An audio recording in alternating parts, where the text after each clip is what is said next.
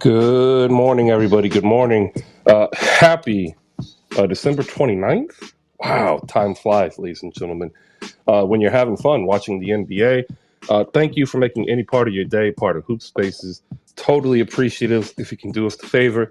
Like and retweet the show card. Let everybody know that we're here.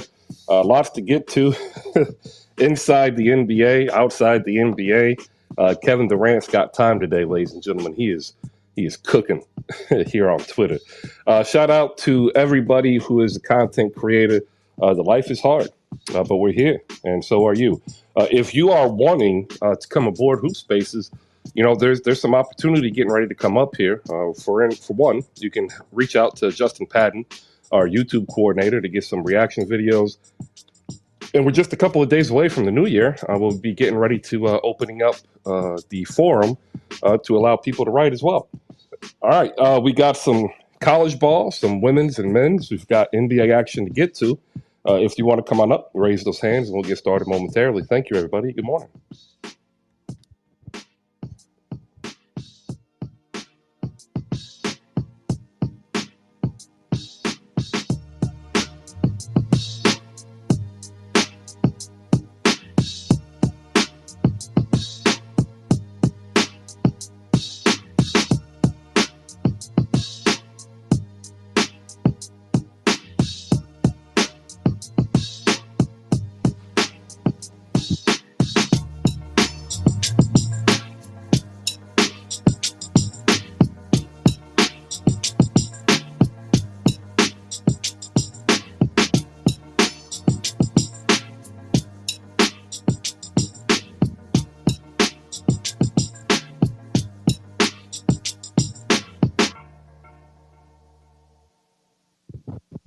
All right.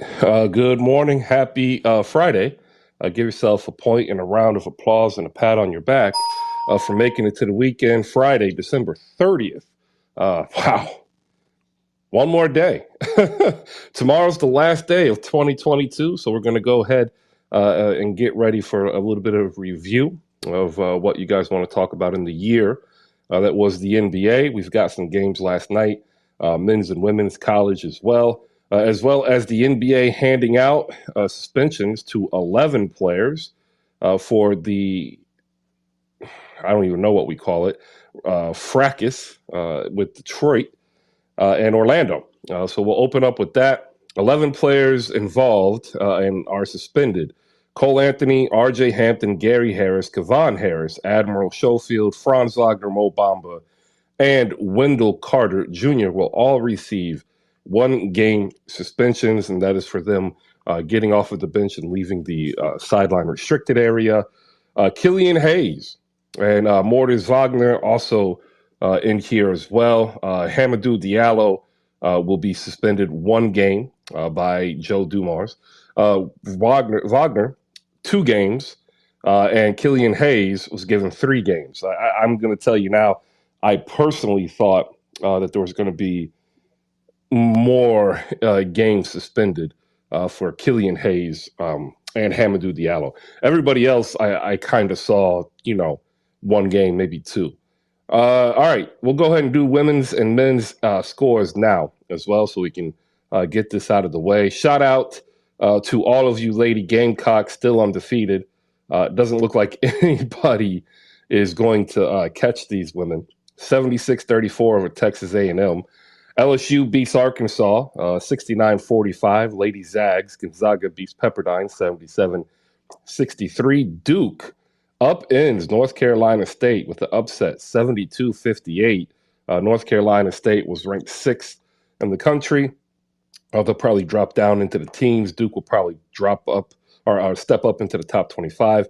The Florida State Lady Seminoles beat the North Carolina Lady Tar Heels 78-71. That is an upset. North Carolina was ranked 13th. Arizona beats Arizona State 84-66. Michigan State upends Indiana for an upset 83-78. Notre Dame beats Miami 66-63.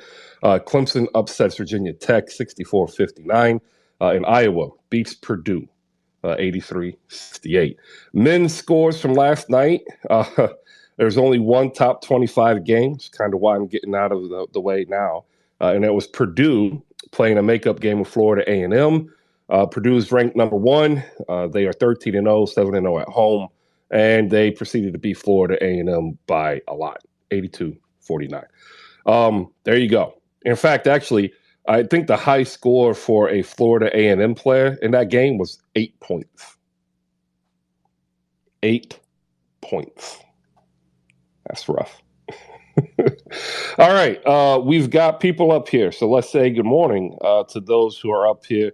After, again, I shout out Justin Patton, our YouTube coordinator, down below. If you want to get up on YouTube and have an idea for reaction video content, hit him up in the DMs. He's more than happy to walk you through it. In the group chat, he said he's coming around. He's coming around to my prophetic vision of the Milwaukee Bucks when I asked so long ago, is the Milwaukee Bucks championship window closing? And it's getting there. All right. Last night, half slate of games. We'll get to the scores after the good mornings. First, we'll say good morning to Bonkai. Bonkai, good morning. Good morning, Chris. Good morning, everybody. The Knicks lost again, 5 straight now. And to your tweet, we can just fire Tom Thibodeau. I mean, we don't have to keep him for the next 2 years. You just fire the guy. That's it. Sure, really. If you want to pay him.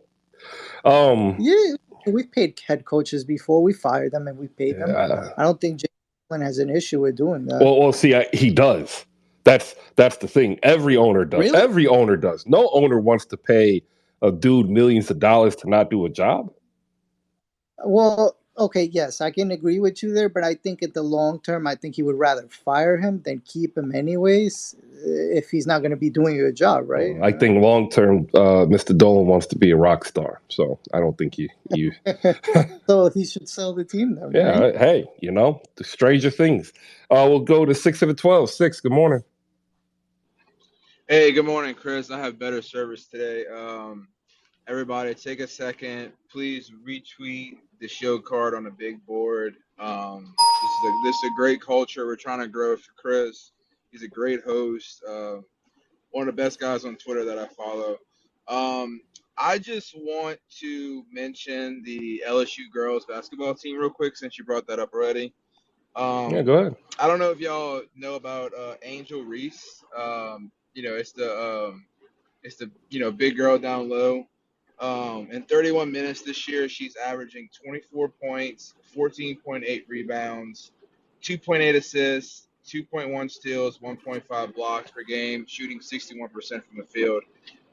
She's had a double-double in every single game this year in 13 games. So I just want to give a huge shout-out to Angel Reese. She's a transfer from Maryland. Yeah, I am familiar with Angel as being a Maryland fan. Glad she's doing good in LSU. Stoked to hear. We've got Bakari, Coach Roach, and Micah coming up here to say their good morning. So we'll go ahead and go to Bakari, whose Celtics beat the Clippers last night. We'll get into that because the arguments that I had yesterday about Jason Tatum being fourth on my NBA MVP big board are so mentally draining. Because like these Tatum fans or Boston fans just don't want to face and deal with reality. Jaylen Brown is basically doing the same thing as Jason Tatum, and he will siphon votes from Jason Tatum, making it harder for Jason Tatum to win the MVP. This is just plain, simple fact. Good morning, Bakari. Good morning. But I have even worse news just for the Celtics too. Even though we won this game, if Jaylen Brown makes an All-NBA team this year, he's eligible for Supermax, and he's not a Supermax player. But if we do give it to him, I'm no longer going to be a Celtics fan because our franchise is actually cooked. He's getting it. I don't think he's going to be an All-NBA player because he has a chance. I don't think he's better than D. Mitch. He's not better than Ja. So that's 2 guards right there. It's 3. He only needs 3. There's 6 spots, bro. He only needs a spot. I just need Trey to finally like change it up, make himself better. I really don't want him to be an All NBA player. I like Jalen Brown. Like, he's a good player. He's a good guy, but I don't.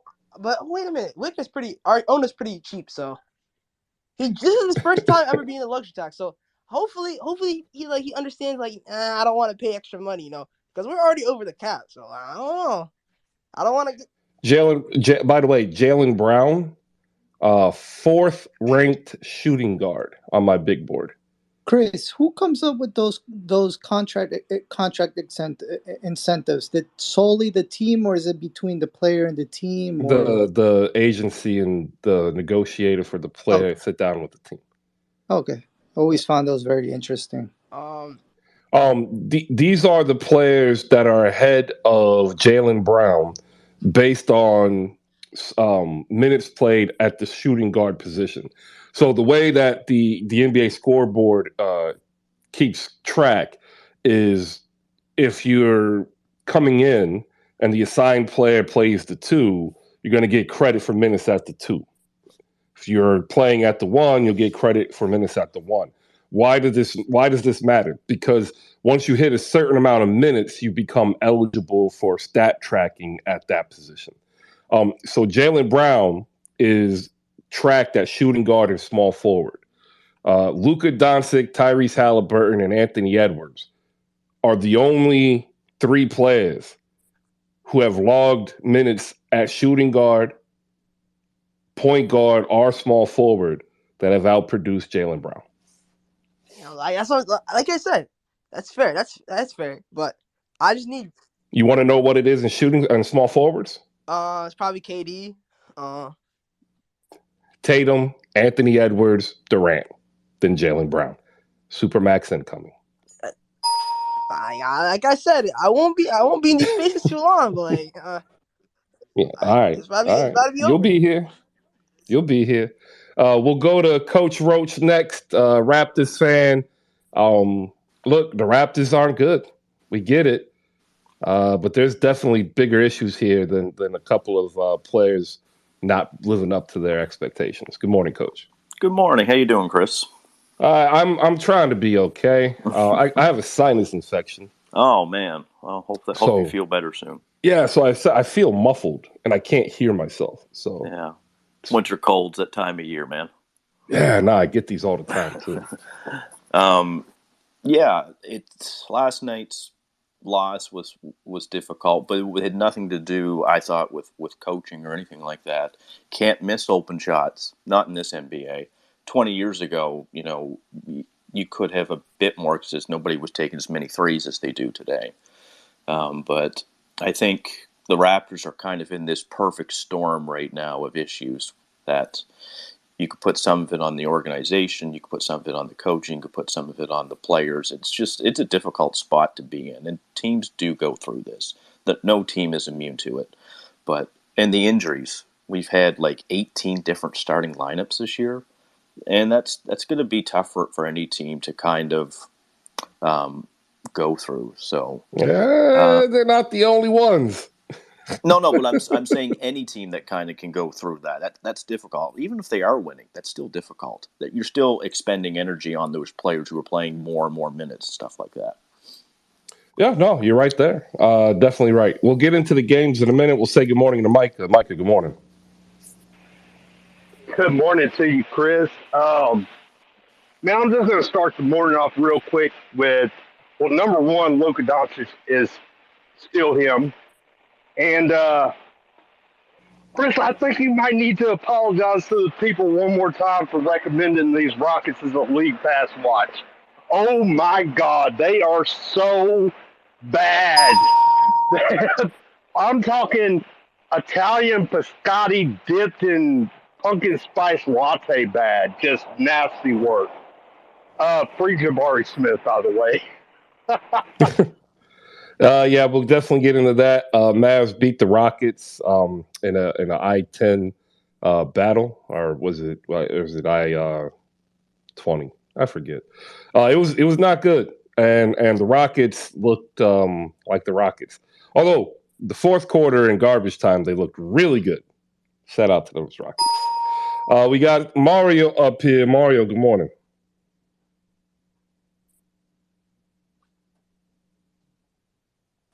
Good morning, I'm here. Chris, how you doing?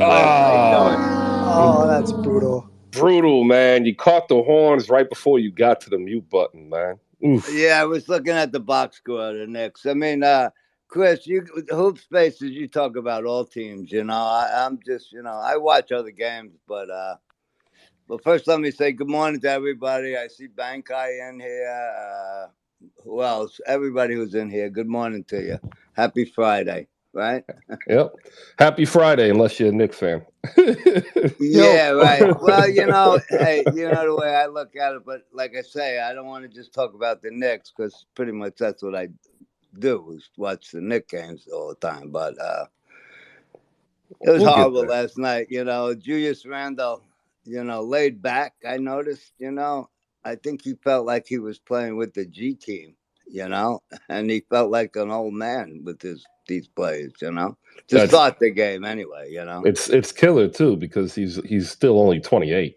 Yeah, I know, but didn't it look like that? He laid back, he played on the wing a lot of times and stuff like that. But so I don't want to just get into the Knicks. You guys Yeah. are talking about everybody. You talking about Toronto? Oh no, I'll take. we haven't even gotten there yet. We're just saying good morning, Mario. Oh, okay. I'll just say good morning then. But I'll take Siakam for Randall. I'm sure you would. If you want to talk about that, I mean that would be a pretty even swap, wouldn't it? No. No. No, You no think thanks. Randall's a lot better than Siakam? You got about $8 million salary to cover up, and I don't think Randall gives the same team effort as Pascal Siakam. No, I mean he's got to be the best on Toronto, Pascal right? Siakam is also a better defender. Yeah, I mean he plays with more. I don't know. I think they're equal places. But I'll just say good morning, pass it on, and then I'll come back. All right. All right, appreciate it, Mario. All right, Okay. half slate of games last night, ladies and gentlemen. Opening up with the Charlotte Hornets beating the Oklahoma City Thunder 121-113. I will say this again: if Shai Gilgeous-Alexander is that great, why are the Thunder 15-20 and losing to the Charlotte Hornets, and y'all still capping over here for this man to start the All-Star game? Like, I love him, phenomenal talent, great scorer. Would love to see him actually be a point guard. Just saying. Combo guard? Sure. Two guard? Absolutely. Stop telling me he's the best point guard that I haven't watched because I've seen them all this season, and like I don't have him in my top 5 point guard list. Like I just don't because he's not a point guard. He's a combo guard who can pass. Pacers beat the Cavs 135-126 in the battle of two really good young point guards, Tyrese Halliburton and Darius Garland. If you are down below and you are one of those people who try to tell me that Tyrese Halliburton is not a playmaker, like this one is for you. Because Tyrese is going to be probably the assist leader for a very long time, unless Scoot Henderson comes in and just lights up, the assist record. Nobody's close. It's not even funny. The Celtics beat the Clippers 116-110 in a game that shows exactly why Jason Tatum will not win the MVP, as both he and Jaylen Brown scored 29 points to lead the Celtics to victory. The Grizzlies beat the Raptors. We'll get into this. The reason why I put that tweet out there is that I get the missing the shots. I get, we don't have a center, but the body language really speaks ill of the Raptors, specifically the younger players who either don't know or are just tired of hearing Nick Nurse scream at them. The Spurs beat the Knicks 122-115, and I tell you, I'm just going to hit the button now. Tell you, I knew this was happening before it was happening. Knick fans were trying to tell me that Deuce McBride was not going to start, that it would be Derrick Rose or Evan Fournier, or maybe they'll bring back Cam. Nah, man. Tom's got his guy. His name's Deuce McBride. Ride or die. Gave him 31 minutes last night. Killer. I'm still waiting for the Wizards to buy out Taj Gibson so Taj Gibson can go back to New York. Mavericks beat the Rockets 129-114 Yeah, it's bad. It's bad. It's bad. I'm not saying free Jabari Smith yet, but once again, I will say that Jabari Smith has the highest ceiling on that team. He had 16 points, 7 for 13, 0 for 4 from deep, but once again, got frozen out of the offense. Shout out to Eric Gordon. Eric Gordon, ladies and gentlemen, your Tony Snell Award winner of the evening. 27 minutes, 0 for 7 from the floor. 4 points registered because of free throws. There you go. All right. We've got everybody up here. If you want to come on up, grab the mic, request, hop up here. If you can't, there's a chat box in the bottom right. Hop in there. I'll say good morning. But let's go ahead and open it up. Since we already have Bonkai and Mario here, we might as well talk some Knicks and Spurs. Julius Randle, 41 points. Emmanuel Quickly, 36 points. Evan Fournier off the bench with 11. No other player got in double figures for the Knicks. Deuce McBride had 9. Quentin Grimes had 9. Quentin Grimes and Deuce McBride combined for 4 for 18. Mitchell Robinson was giving his best PJ Tucker impersonation, 28 minutes, 0 for 2. 6 boards, 2 assists, and a block. Barely edging out Eric Gordon. Normally, you have to get a goose egg to get to Tony Snell, but if you watch the Rockets game, you understand why he got it. And they look bad against a young Spurs team that executed their game plan perfectly, playing through Keldon Johnson. He had 30. Romeo Langford looked like an all-star last night, going 11 for 16 against the Knicks, 23 points. Jeremy Sohan and Trey Jones combined for 25. And even the bench kind of got involved as they shot above 50%, except for their rookie, Malachi Branham, who, he was 1 for 7, but he actually plays some pretty good defense. So there we go. We'll go to Bonkai and Mario. Break down the Knicks' loss and what you're expecting. This is 5 in a row after a 5-game win streak. We'll go to Bonkai first. Bonkai, good morning.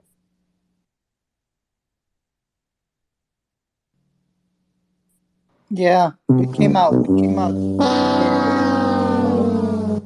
Yeah, man. Like I said, How? Bonkai, How go is that ahead. possible? I was And already then speaking. no, you weren't. Yeah. Okay, I'm gonna throw a flag on the challenge flag on the play. You gotta review that one. Yeah, are you sure you want to Coach's do this? challenge. You sure you want to do this?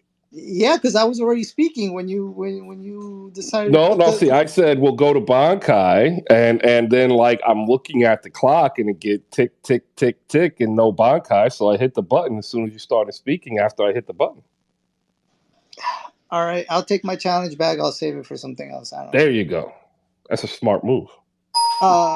We came out flat to start the game, like insanely flat. Like honestly, I kind of felt like the team was still, thinking about that Dallas Mavericks game and what Luka did to us because they came out with no energy, no tenacity, no effort. It seemed like the Spurs were just jumped on us from the very start. Um, yeah, you called the Miles McBride thing.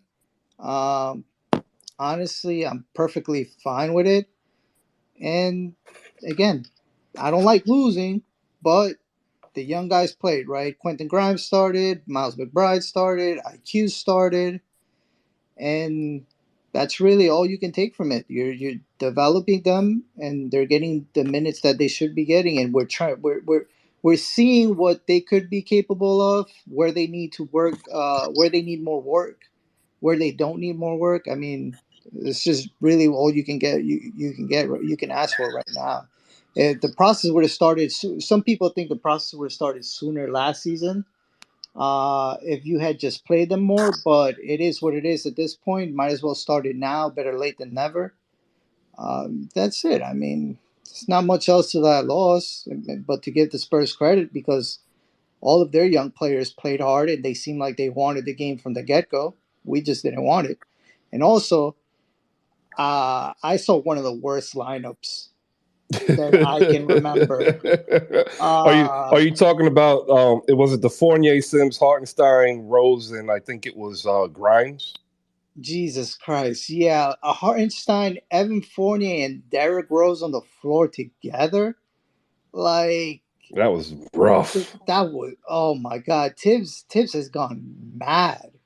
Like that lineup gave you nothing, absolutely nothing. You got two unathletic white guys running around. They can barely keep up with the Spurs young guys. Then you got Derrick Rose, who at this point, man, like it sucks to see, but like he's on wash. He looks washed up. He really does look washed up. That ankle surgery he had in the off season seems to have really did him in because he just doesn't have the burst. He doesn't have the speed. Like he's just not there. Oh, he's 30. He's 34. No, I know, but the thing is, prior to the ankle surgery and the injury, he still had a little bit there. Like, and as soon as that ankle surgery happened, it's like he completely lost whatever he had left. And right now, he just, dude, he looks unplayable. He looks Oh yeah, unplayable. no, he. I think he is unplayable right now. I mean, maybe if you give him time and he gets back into game shape, because I also don't think he's in game shape. But Yeah.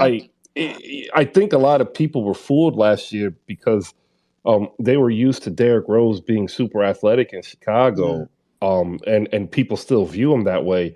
He had his success the last couple of years not because of his athleticism, but because of his actual basketball IQ.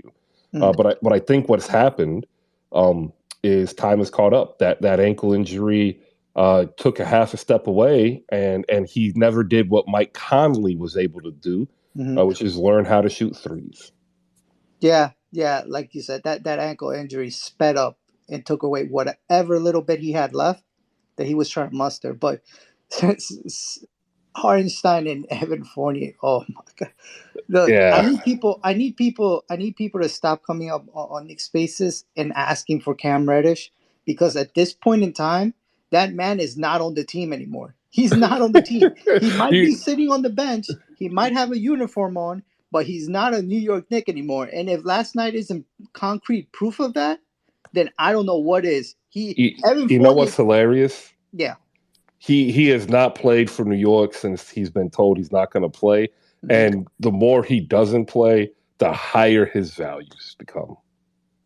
That's how bad the Knicks have been these past 5 games. That Cam Reddish, his value is actually starting to go higher for not playing. Let me bring Mario in here to get his Yeah. thoughts on it. Mario, go ahead. Yeah. Good morning, everybody. Good morning, Chris again. Yeah. I just since Bankai was talking about Cam, and you think his value is going up. Yeah, he's gonna. They're not gonna if they trade him, which evidently they're gonna. I think he was told not to play. He don't want to play because his value will go up, and he's injury prone. You know, he could play and get injured, and then he's out. You know, but you know, it's got to, he looked like he was in good spirits last night talking with Barrett, sitting next to Barrett and stuff like that. So I guess he's happy with the situation.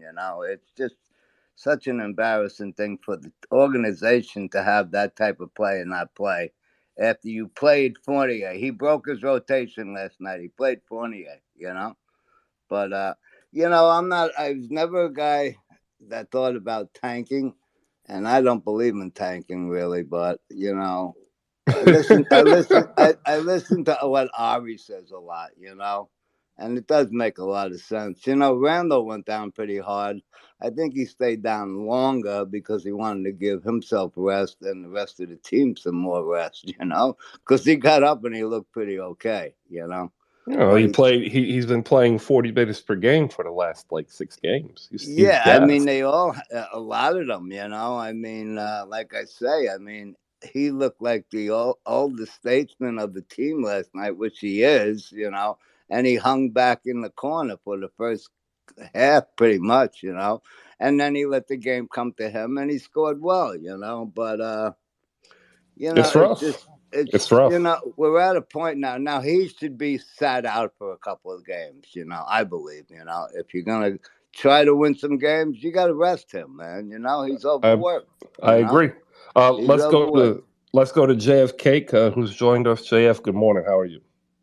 Morning, Chris. I just want to say, as long as James Dolan is running that team, I don't see anything great coming out of him, unfortunately. And I'm looking for some dinosaurs, but I know dinosaurs extinct, so I wonder if that's the same thing that happened to the Toronto Raptors. Because boy, do they look bad.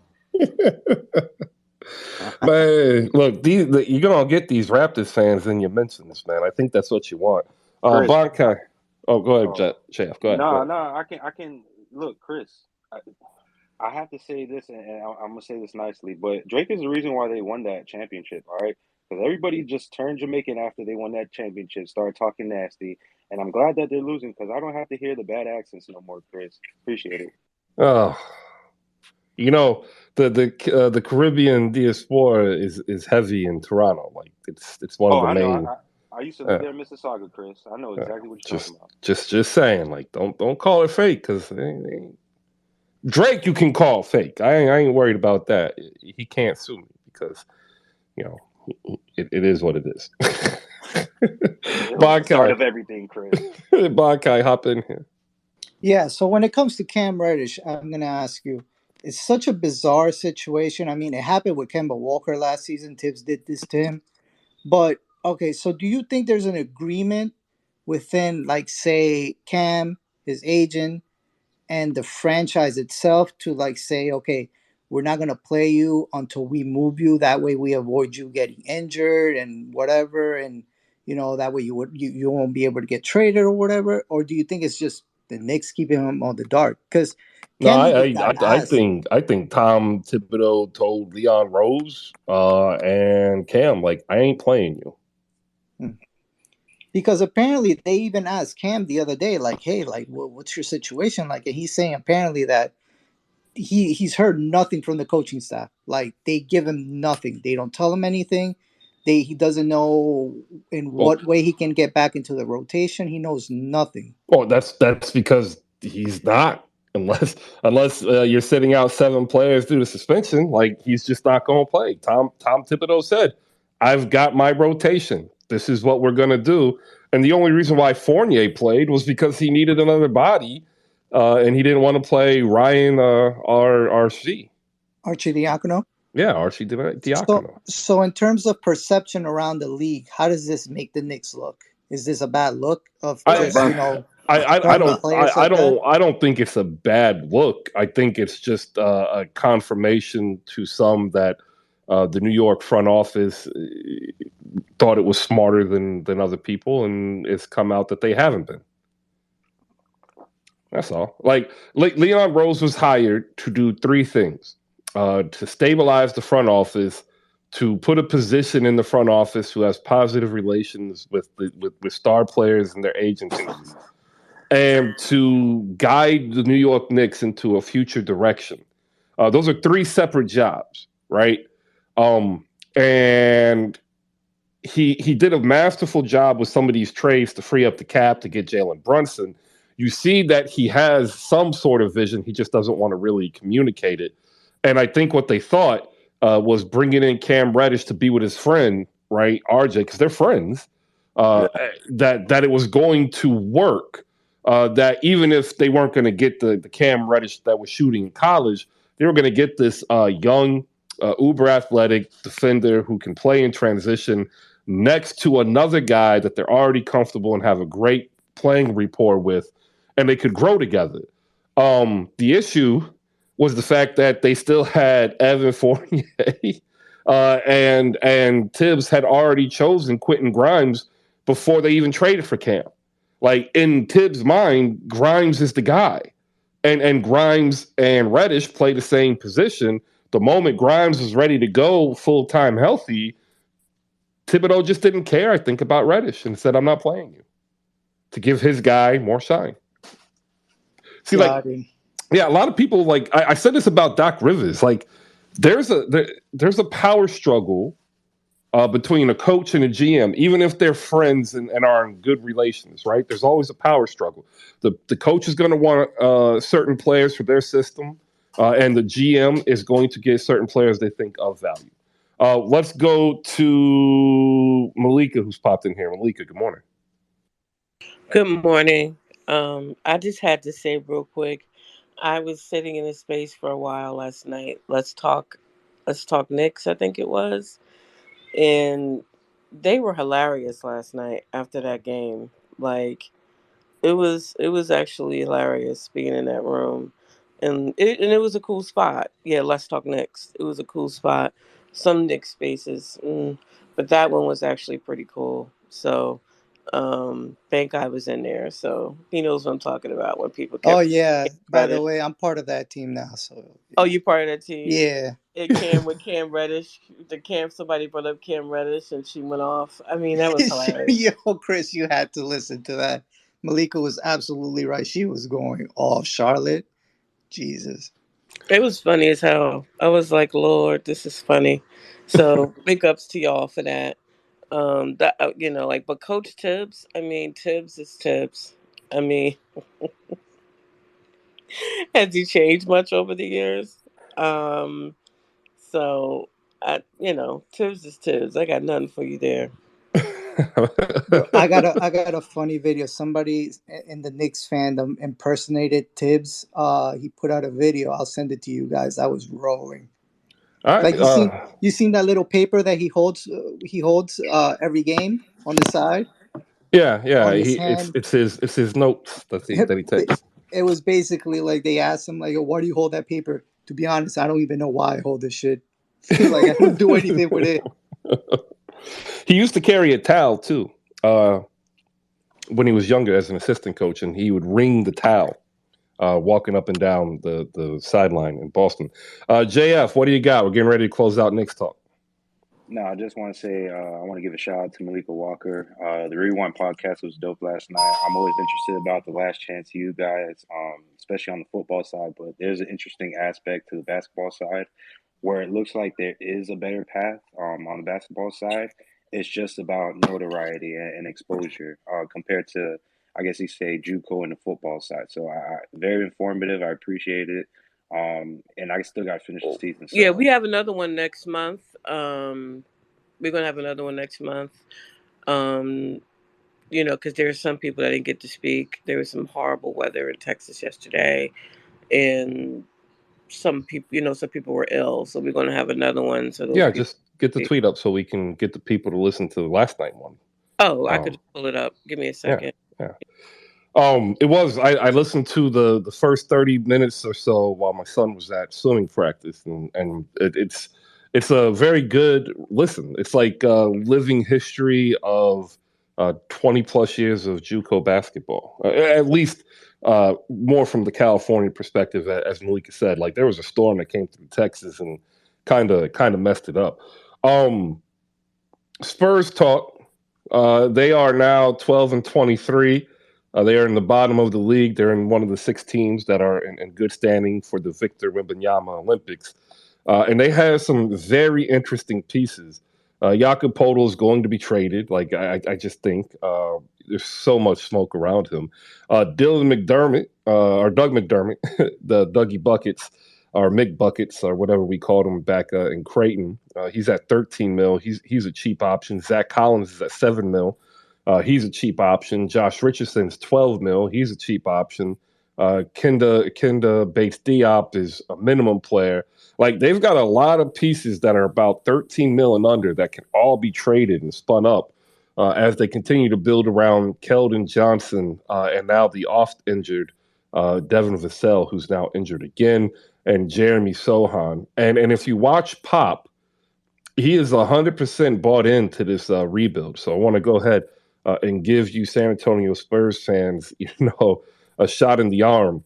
Um, I think this is Pop's last year coaching, but I do think he's going to stay on for like another 3 years in the front office. And I think the Spurs will be better and good before we even know it. So there you go. Some San Antonio Spurs talk without Damo.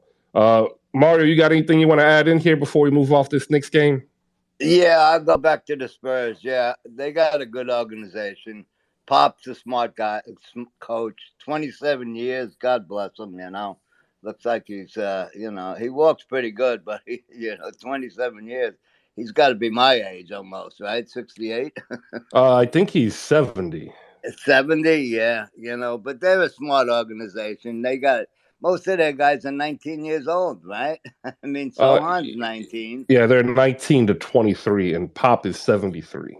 Yeah, I mean, but he'd be a good guy to rebuild, even if he does go to the front office. I mean, he knows the players he's got. He's coaching them right. They love him. I mean, I think they got a bright future ahead of them. I mean, as far as them believing in tanking, well, maybe they do, but everybody wants to beat the Knicks. So Pop said the Knicks are coming in. Let's go. We want to beat them. All right. But anyway, that's 12 and go ahead. 12 and 23. They're the fourth ranked worst team in the league. They are just 2 games below the Los Angeles Lakers. If they were to end the season right now, they would be third in position for the ping pong ball. So that equates to roughly, like, I think, an 8% chance to get evicted. If they finish in the bottom 2, it goes up to like in the 20s or 30s. Could I ask you how that works? The last 5 teams, the worst 5 teams, are basically the ones that get the best percentage, right? Yeah, the top, the bottom part of the lottery is either the worst 5 or worst 6 get the best odds. Although they've changed it slightly to try to avoid tanking, so you don't have the advantage getting the number 1 overall pick. It's more spread out. Really? Huh? Wow. Yeah. I'll get the odds. I don't think will be really calculated accurately until around March about getting the ping pong balls. But if you go to Tankathon, they actually have a pick watcher. Like, they have an NBA draft lottery watcher, so you can go in real time who has the highest chances. So right now it's Detroit, followed by Charlotte. But the team with the worst record hasn't gotten the top pick in the last since they changed the format. It's how the ping pong balls, tumble, I guess. Well, I mean, doesn't the one that gets the number 1 ping pong ball, don't they get like a 78% chance to get the number 1 pick? No, like right now, Detroit has a 47.9% chance. If Charlotte has 15%, between the 3 teams. Well, no, the 3 teams right now at the bottom comprise like 85 to 88%. Oh, chance. And it's divided up between the 3 teams. Yeah, San Antonio, with that win, put themselves in 4th.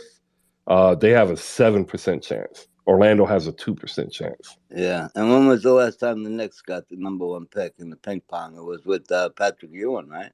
Yeah, because they froze the envelope. Yeah, like I say, I don't believe in it, but All right, I don't know. Chris, one last thing on the Spurs, man. Yeah, watching Jeremy Sohan shoot one-handed free throws is a trip. Yeah. He's not the only one. You have Plumlee, who went from right-handed to one-handed to left-handed to left-handed one-handed. Right. You think we'll ever see the underhand? We did in the G League, but I forgot what player. Didn't Mitch do that for a while though? Mitch Robinson? Nah, Mitch never did underhand. No, he never did that. He should try it, maybe. He all right, throws line drives. We're gonna move on to the next game, ladies and gentlemen. We're gonna say goodbye to the Knicks and the Spurs. We're gonna go ahead and move on after this read, because it's time to do a read, because I didn't do the read in the beginning of the show because I like saying good morning. It's like easing into work.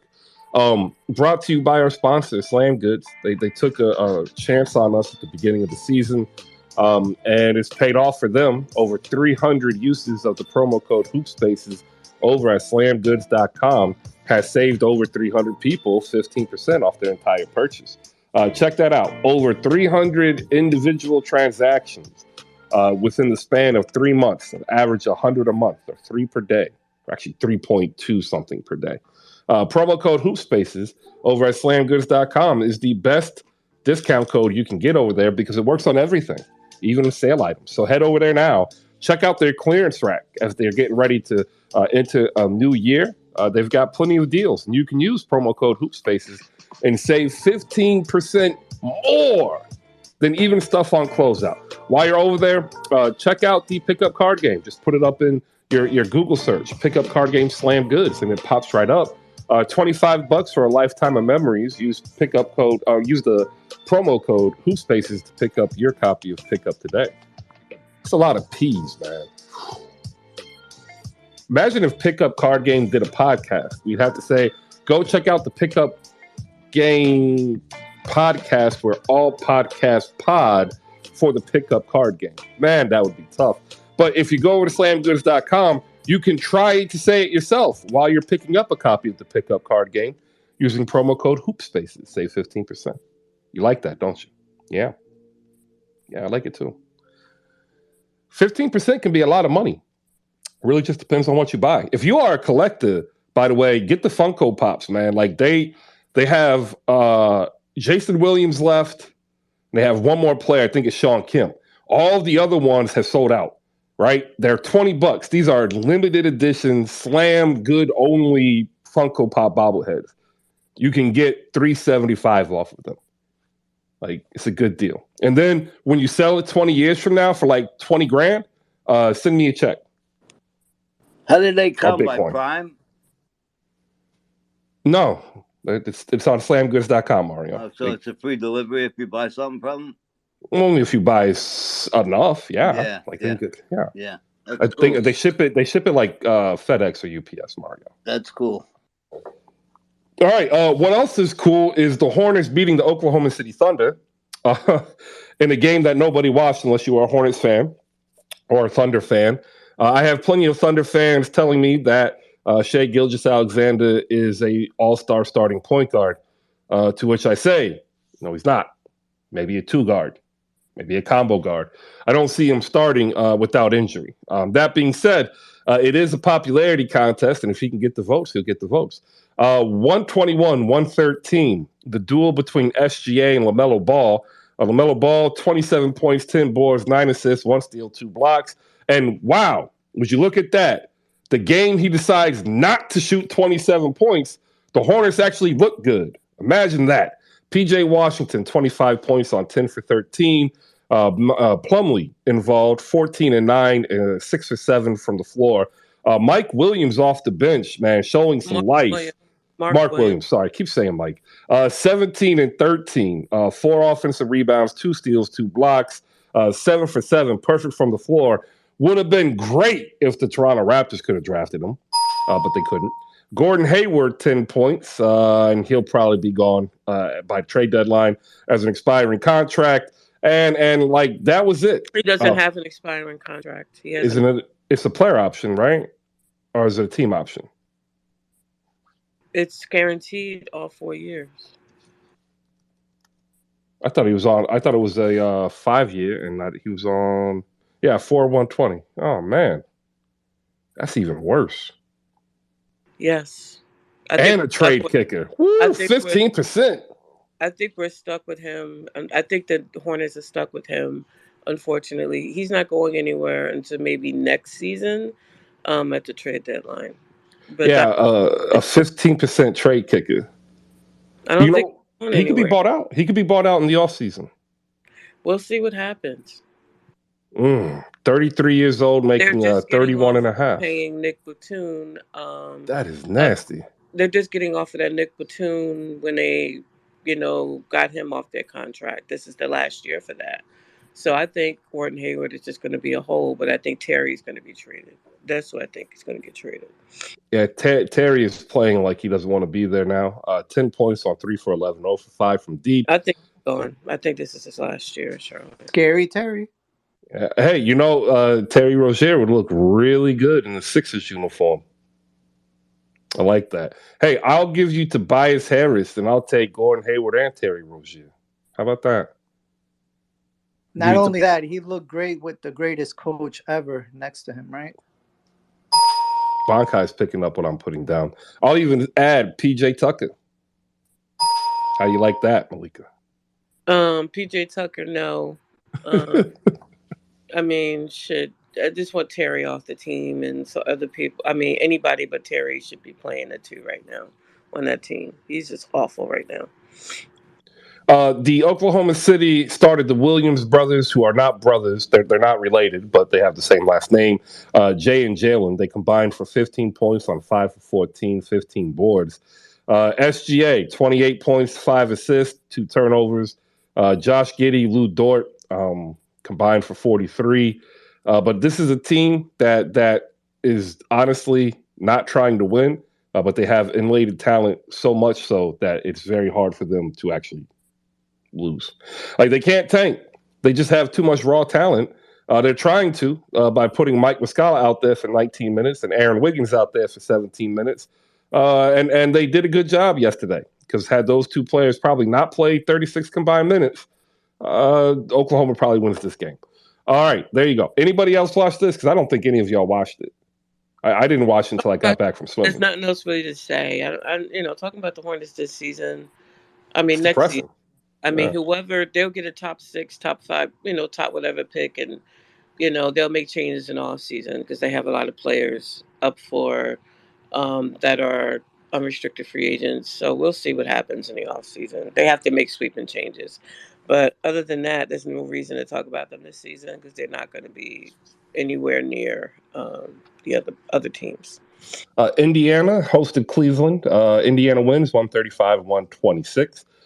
Darius Garland was 8 for 11, 18 points, 8 assists. Donovan Mitchell cooled off after a hot start, 28.6 assists, but he's shooting rather poorly lately.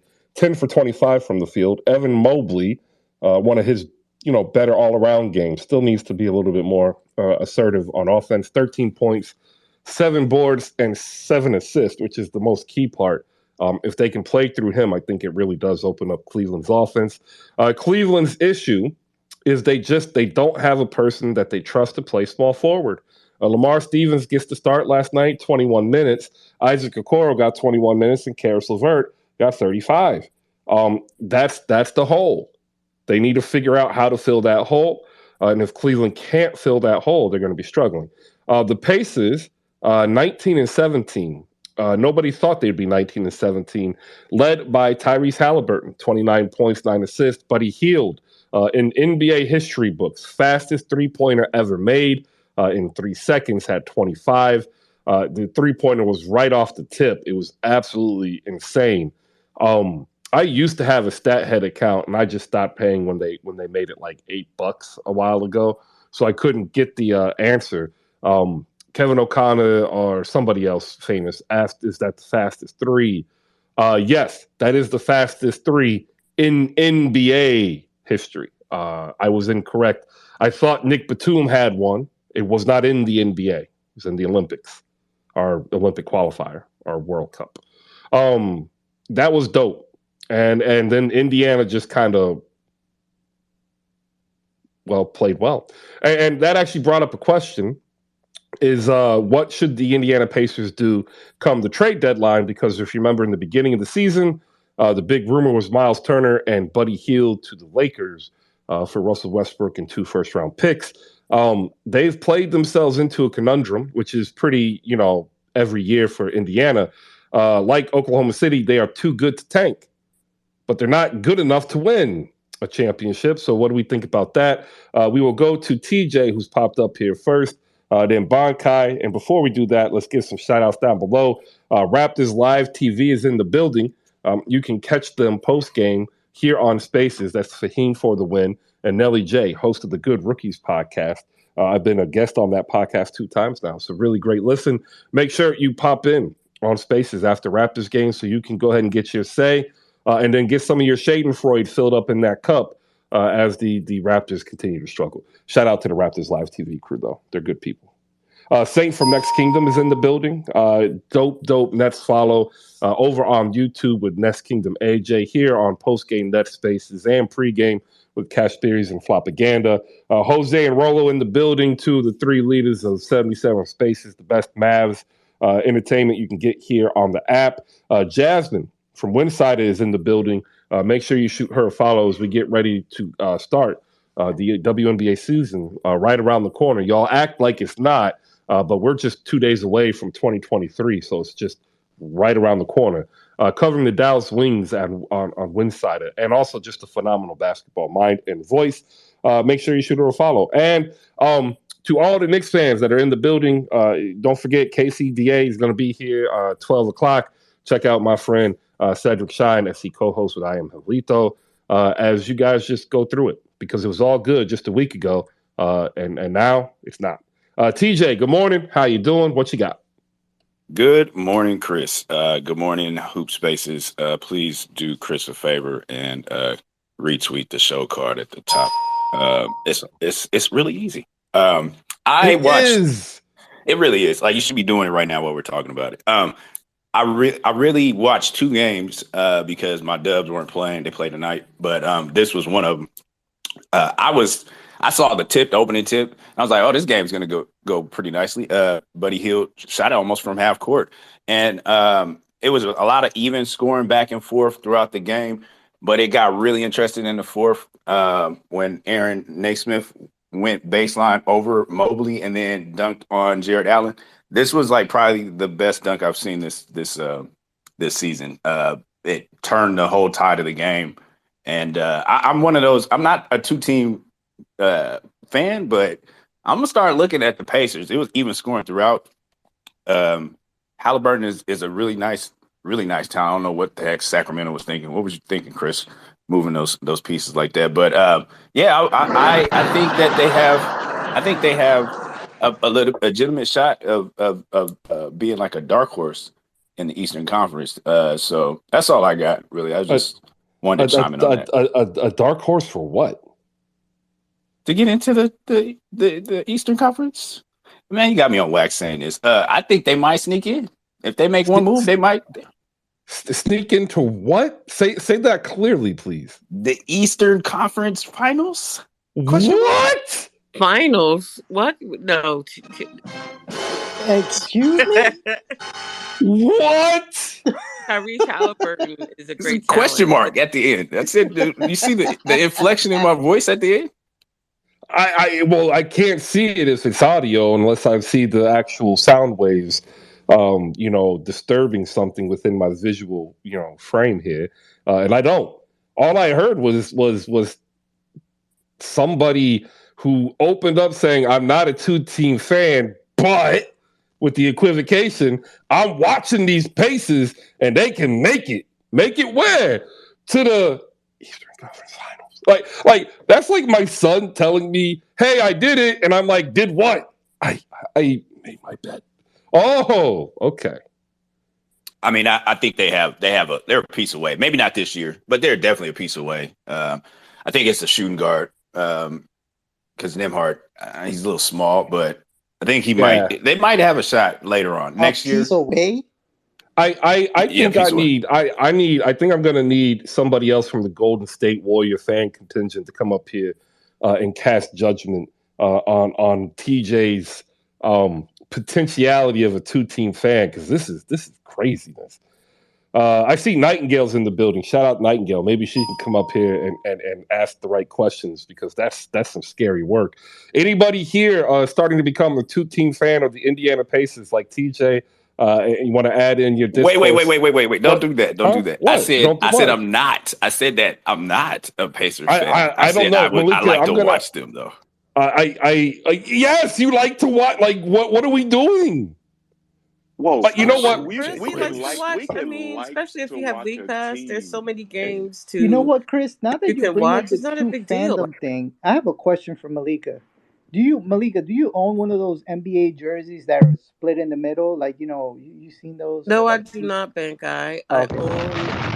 I thought you had one of those. I own a bunch of Nets jerseys, and I don't even own. I own one Hornets jersey, and that's a LaMelo Ball. I don't own any Pacers jerseys. I don't own a ton of.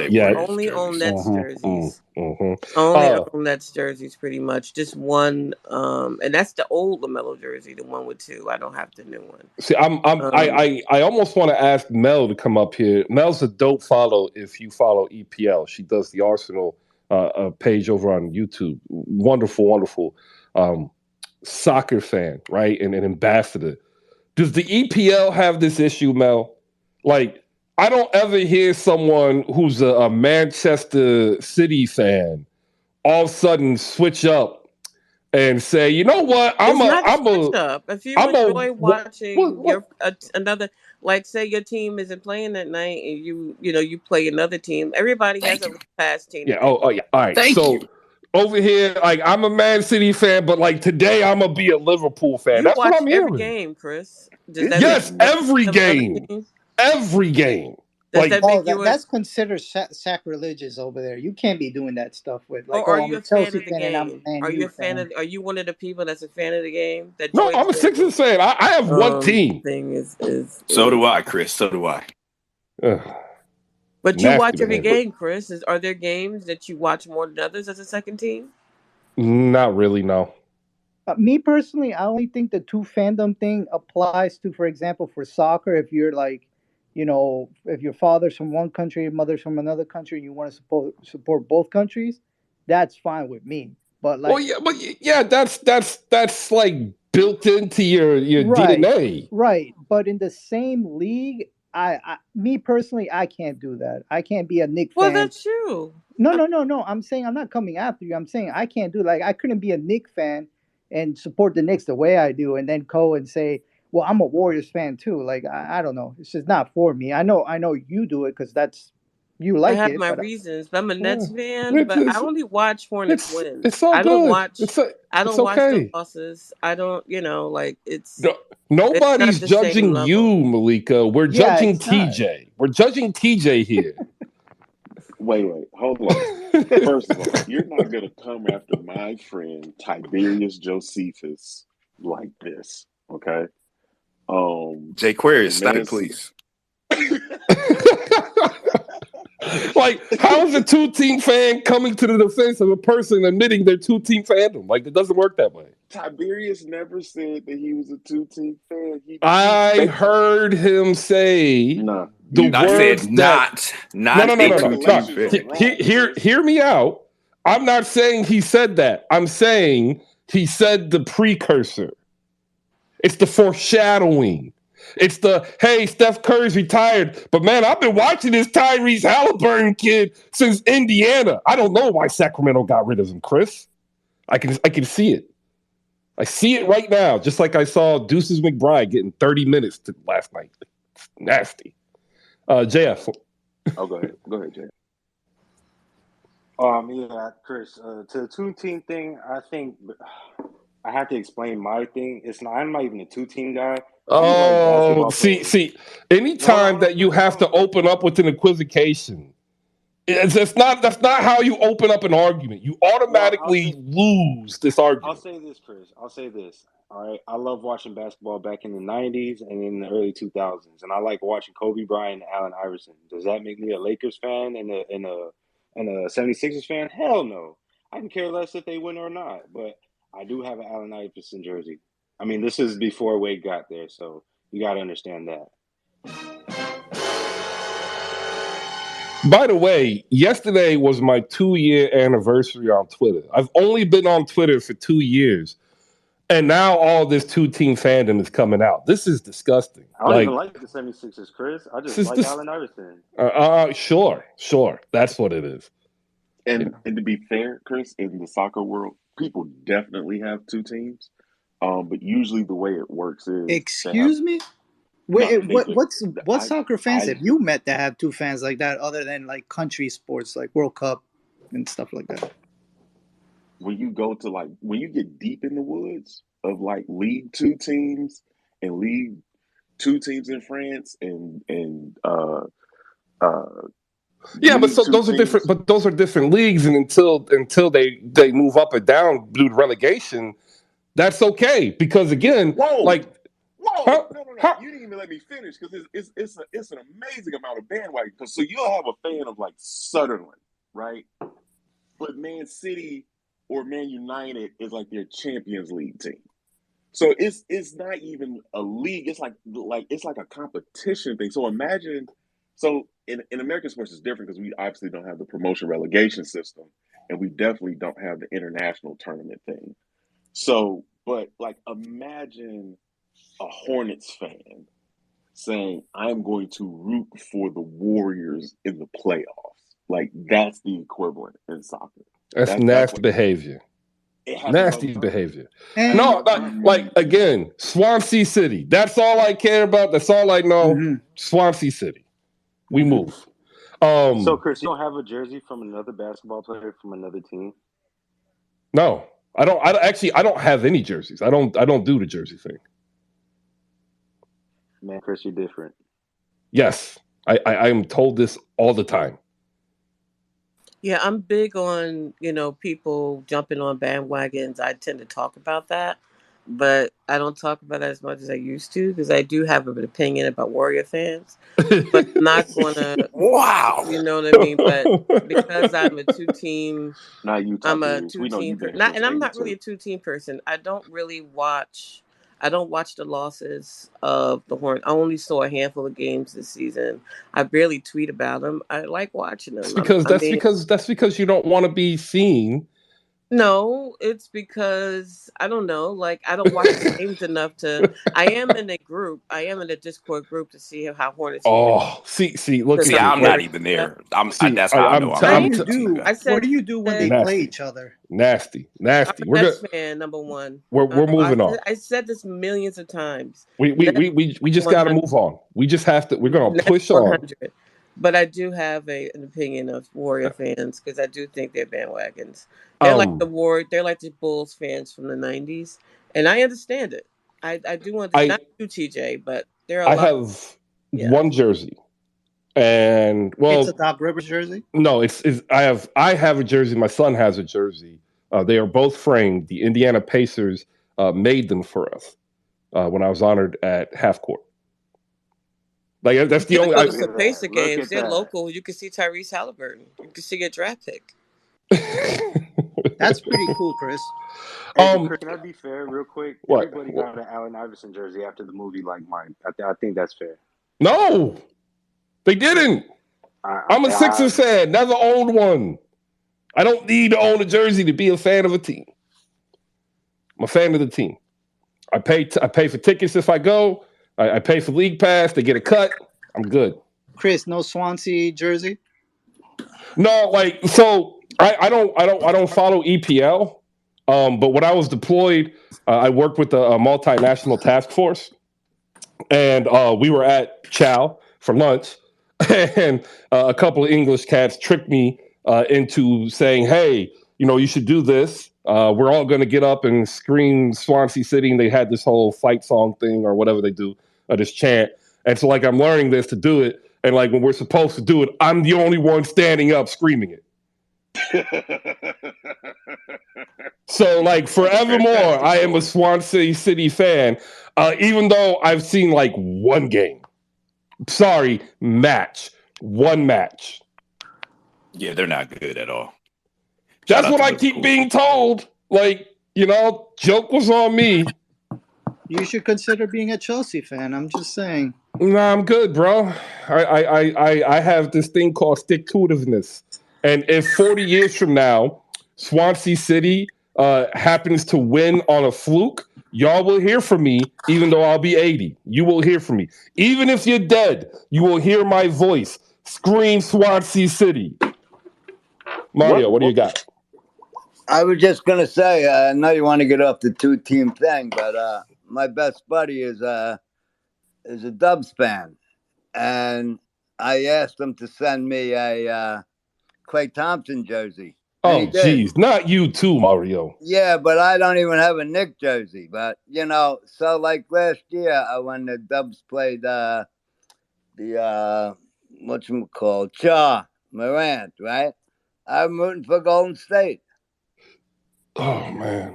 That don't I'm going to just mute everybody. I can't deal with this.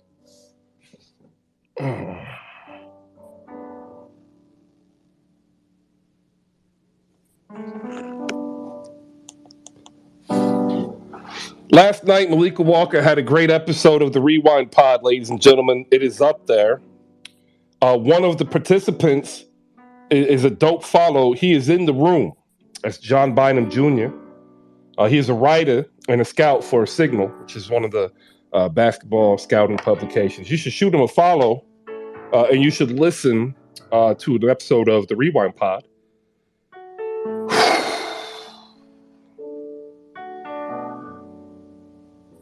Man, it's rough.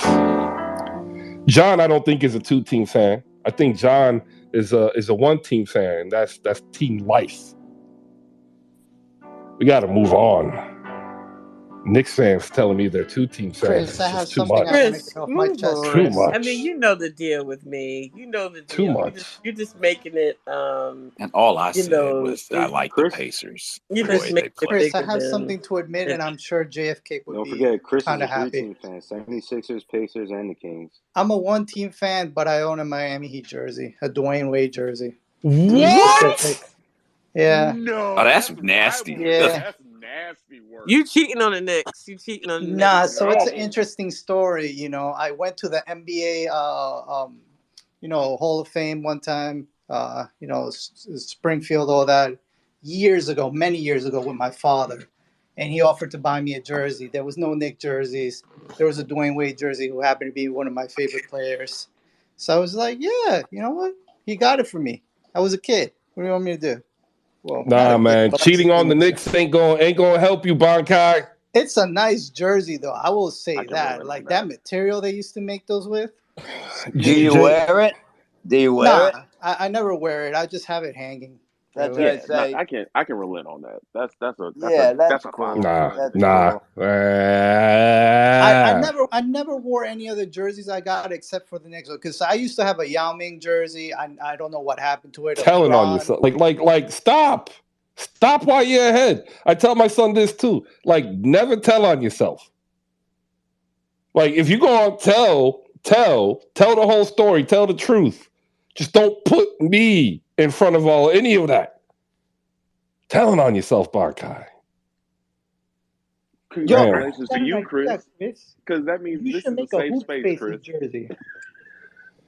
Nah, I'm not Master P, Bankai. We're gonna go to Jay, the Wakanda tech Would have been supporter. dope. Shout out to Chris for cultivating a safe space where people can confess their fandoms without shame or care. Big ups to you, Chris. Thank you, Jay. Now I had a wonderful time with Fahim and the crew, aka Raptors Live TV, post game with the Grizz and Raptors. From my standpoint as a Grizzly fan, it was a phenomenal game. I get why it wasn't so much for Raptors fans, and I also learned how to pronounce my favorite Canadian rapper's name, but I forgot. So it was all a good night. It was a good night for me. I enjoyed the game. Shout out to Danny D down below, listening to us at work. Again, I seen like one match. Like I watched the World Cup. I watched the qualifiers. I do not watch EPL, La Liga, or any of the other things. So like, you could tell me it was Roma versus Queen. Like, what is it? Queens Park Rangers. Yeah, there's another one. Yeah, Taking that out. QPR. Oh, that's Jeez. really that's a lower tier Yeah, team like there. it's real. I don't know. At least you don't root for Wrexham FC. I don't what? That's that team owned by Ryan Reynolds and the other American guy, some dude from Philly. I forgot his name. I don't know. It's one of the few Welsh teams that's in the EPL structure. Oh, they're Welsh? Yeah. Shout out Wales. And by the way, what's his name? Michael B. Jordan became a minority owner on a Premier League team. I And think it was LeBron too, also, Like, right? yeah. Which LeBron team is does he go on? LeBron is with Liverpool. LeBron would be a Liverpool fan, wouldn't he? Because they're the best. Well, not right now. Bundesliga is the best title for a soccer league, yes or no? Yes. No. Yeah, it sounds really good, to be honest. Especially when they emphasize the word too. It's like Bundesliga! Exactly. Like that? Yeah. Exactly. Yeah. I used to speak German. I don't know any team in there in the Bundesliga. I just know that they have a league called Bundesliga. People are like, whoa, we're talking soccer. All right. Memphis 119, Toronto 106. And maybe we're talking about it because we don't want to talk about the horrific nature that the Toronto Raptors find themselves in. 15-20. They are 10-8 at home. They are worse on the road, and they do not look like they can be fixed with the return of a healthy Fred VanVleet. Um, what are our thoughts? We hear Jay said he had a great time with Raptors Live TV. You will too if you hop into the Raptors Live TV spaces. We'll get Jay's thoughts in a moment after JFK. Maybe a Raptors fan can come up here and we can wax poetically on the season that could have been in Toronto. JF, what do you got? Yeah, Chris. Oh, What happened? oh, you didn't. Am I the only one who heard the baby? Oh yeah, I definitely heard the baby. he's with me. Yeah, that was Definitely that was heard the that was baby. an awe moment. You know, Oh. oh. Oh yeah, he's struggling. He just bouncing up and down right now on my lap. But yeah, Chris. You know what? Earlier this season, these Raptors fans came in here all grizzly, talking some crazy smack about Scotty Barnes is the next this. We don't need KD. We need to keep Scotty Barnes. Pascal Siakam is the next great big thing. Like, all respects to what they did at the beginning of the season, but the way it's looking right now in the NBA, especially in the East, you're not going to be able to do anything if you're not 500. And right now, it's looking real bad for them, Chris. I'm not gonna lie. I don't know what happened. I don't know if Fred Van Vliet is the answer or the question. There's a lot of things that's going on bad with them. But to be honest with you, Chris, last night we saw John Morant actually play point guard. I think he had like 17 assists. That's something that I really haven't seen him do. And a lot of people just saying, "Oh, he can only drive and score." Well, that driving score has made it scary enough for him to dish it out and facilitate. And as long as these guys are hitting the buckets, they actually look like a decent team. Not gonna lie, I think this is where they're more formidable when they get everybody into the game, especially Triple J. But I think that the Raptors, man, are on the decline, and I think everybody in Hoop Spaces is loving it right now. All right, man. I don't know who's going to get it worse. These Raptors fans are me. As I casually look up Swansea, they suck. They are the definition of mid. They're like the New York Knicks. This is bad. I'm gonna have to figure out how deeply involved that I want to get here. We'll go to Jay the Wakandan so he can expand upon his thoughts of the Grizzlies' dominance over the Raptors. John Morant did decide to play point guard. My biggest takeaway was effort. And the Toronto Raptors generally always play with effort. It's very, very similar to Miami. Like they might get their ass kicked, but man, they work hard to get their ass kicked. Not last night. There were some effort plays that Memphis made that were just unexcusable. Head coach Nick Nurse called it out in post-game conference talk with the reporters. We'll get there. Jay, break down the game. We got Santa Rosa up here. We'll hear from her and Muck as well. And, before we do that, because we were talking soccer, it's a good time now to say rest in peace to the greatest single athlete that I think soccer's ever seen. That is not Lionel Messi. It's not Cristiano Ronaldo. It's Pele. I have been fortunate enough to see film on Pele because he predates me. I'm not that old. He was retired by the time I was born. There are very few people in life that I've seen that equate to Pele as an athlete. Wilt Chamberlain is one of them. Jesse Owens is one of them. Pele was arguably the best athlete across the board, I think, that international soccer's ever seen. Messi's number two. And there ain't no problems being number two, y'all. Like that is dope. But if you've never seen film, FIFA has film. They used to have it on their archives on their website, and then I believe the United States Soccer Federation, the people who do the under 17s and stuff, also have film. So shout out to Pele. I'm very happy his family was able to spend one last Christmas as someone who lost, a parent during the holidays. It's a curse, but it's also a blessing. So thoughts and prayers to them, and rest in peace, Pele. We'll go back to Jada Wakan and break down the game. We'll get Santa Rosa in here, then we'll go around the table, and then we'll move on. Jay, you're up.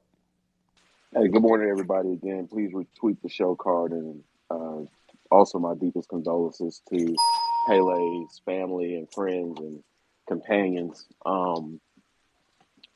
No, the styles make fights, and the Nick Nurse tried to counter Memphis's size as the best rebounding team in the league by going with a no point guard, no shooting guard, all big lineup, and it didn't work because what ended up happening was the Raptors had no shooters to kick out to.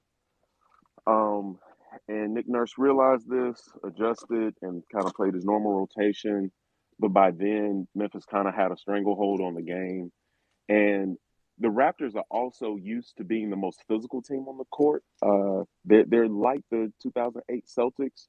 They do foul every time down, but they foul as a team every time down. But that also allowed Dylan Brooks to just manhandle Pascal Siakam all game. And when Dylan gets to be physical and bark all game, he gets into a rhythm. And what the Memphis Grizzlies did this game, that was different. Isn't that John Morant decided to be playmaker? It's hard to get assists when your team is shooting 25% from three, 29% from three, 28% from three, because that means that you're kicking the ball out. It's just bricks, right?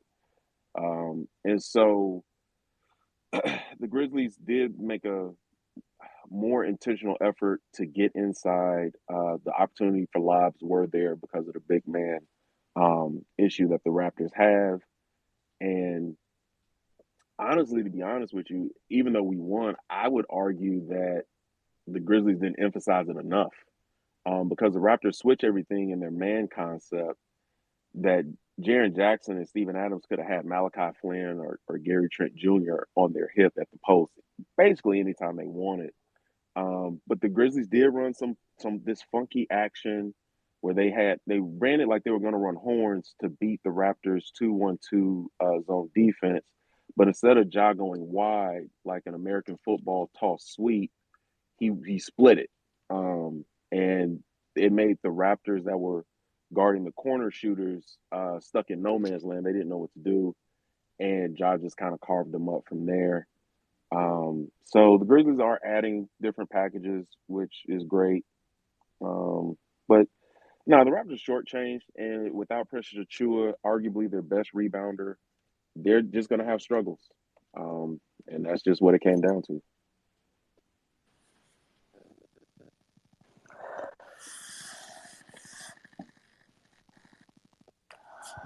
Grizzlies Santa, had 5 guys in double digits last night too.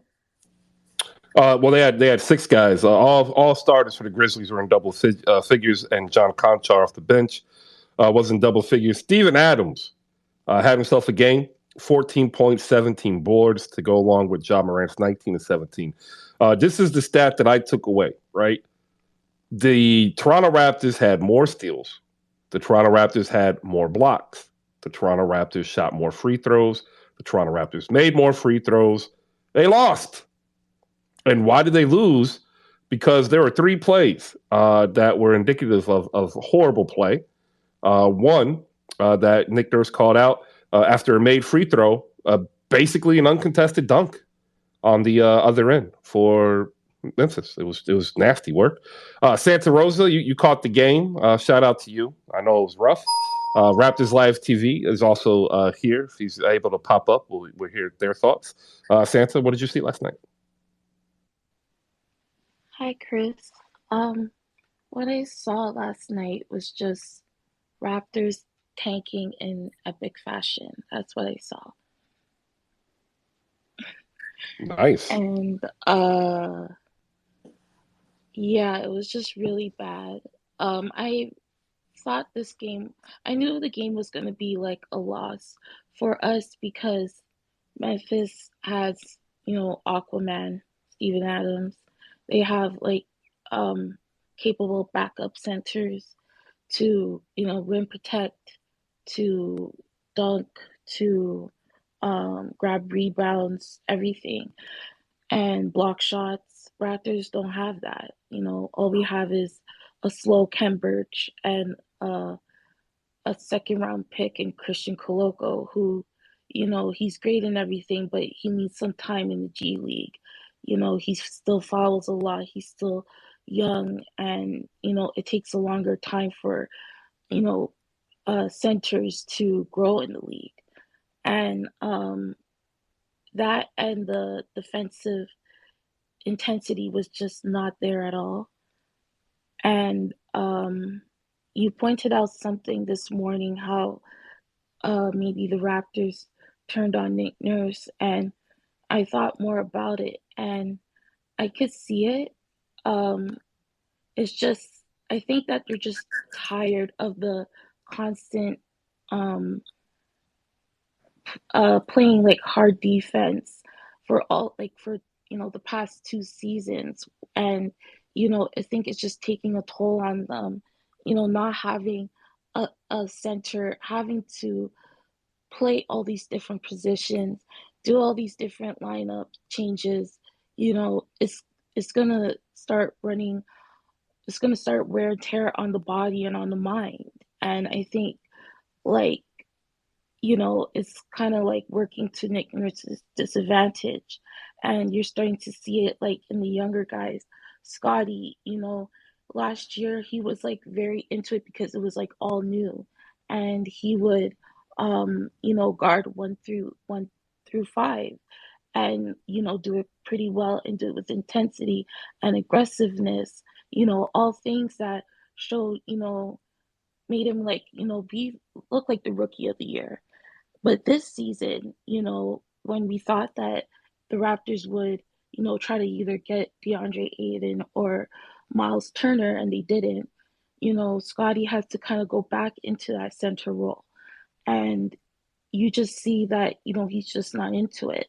And I know that's not like a good excuse, but, it's still like hard for a young player like him having to like take on all of that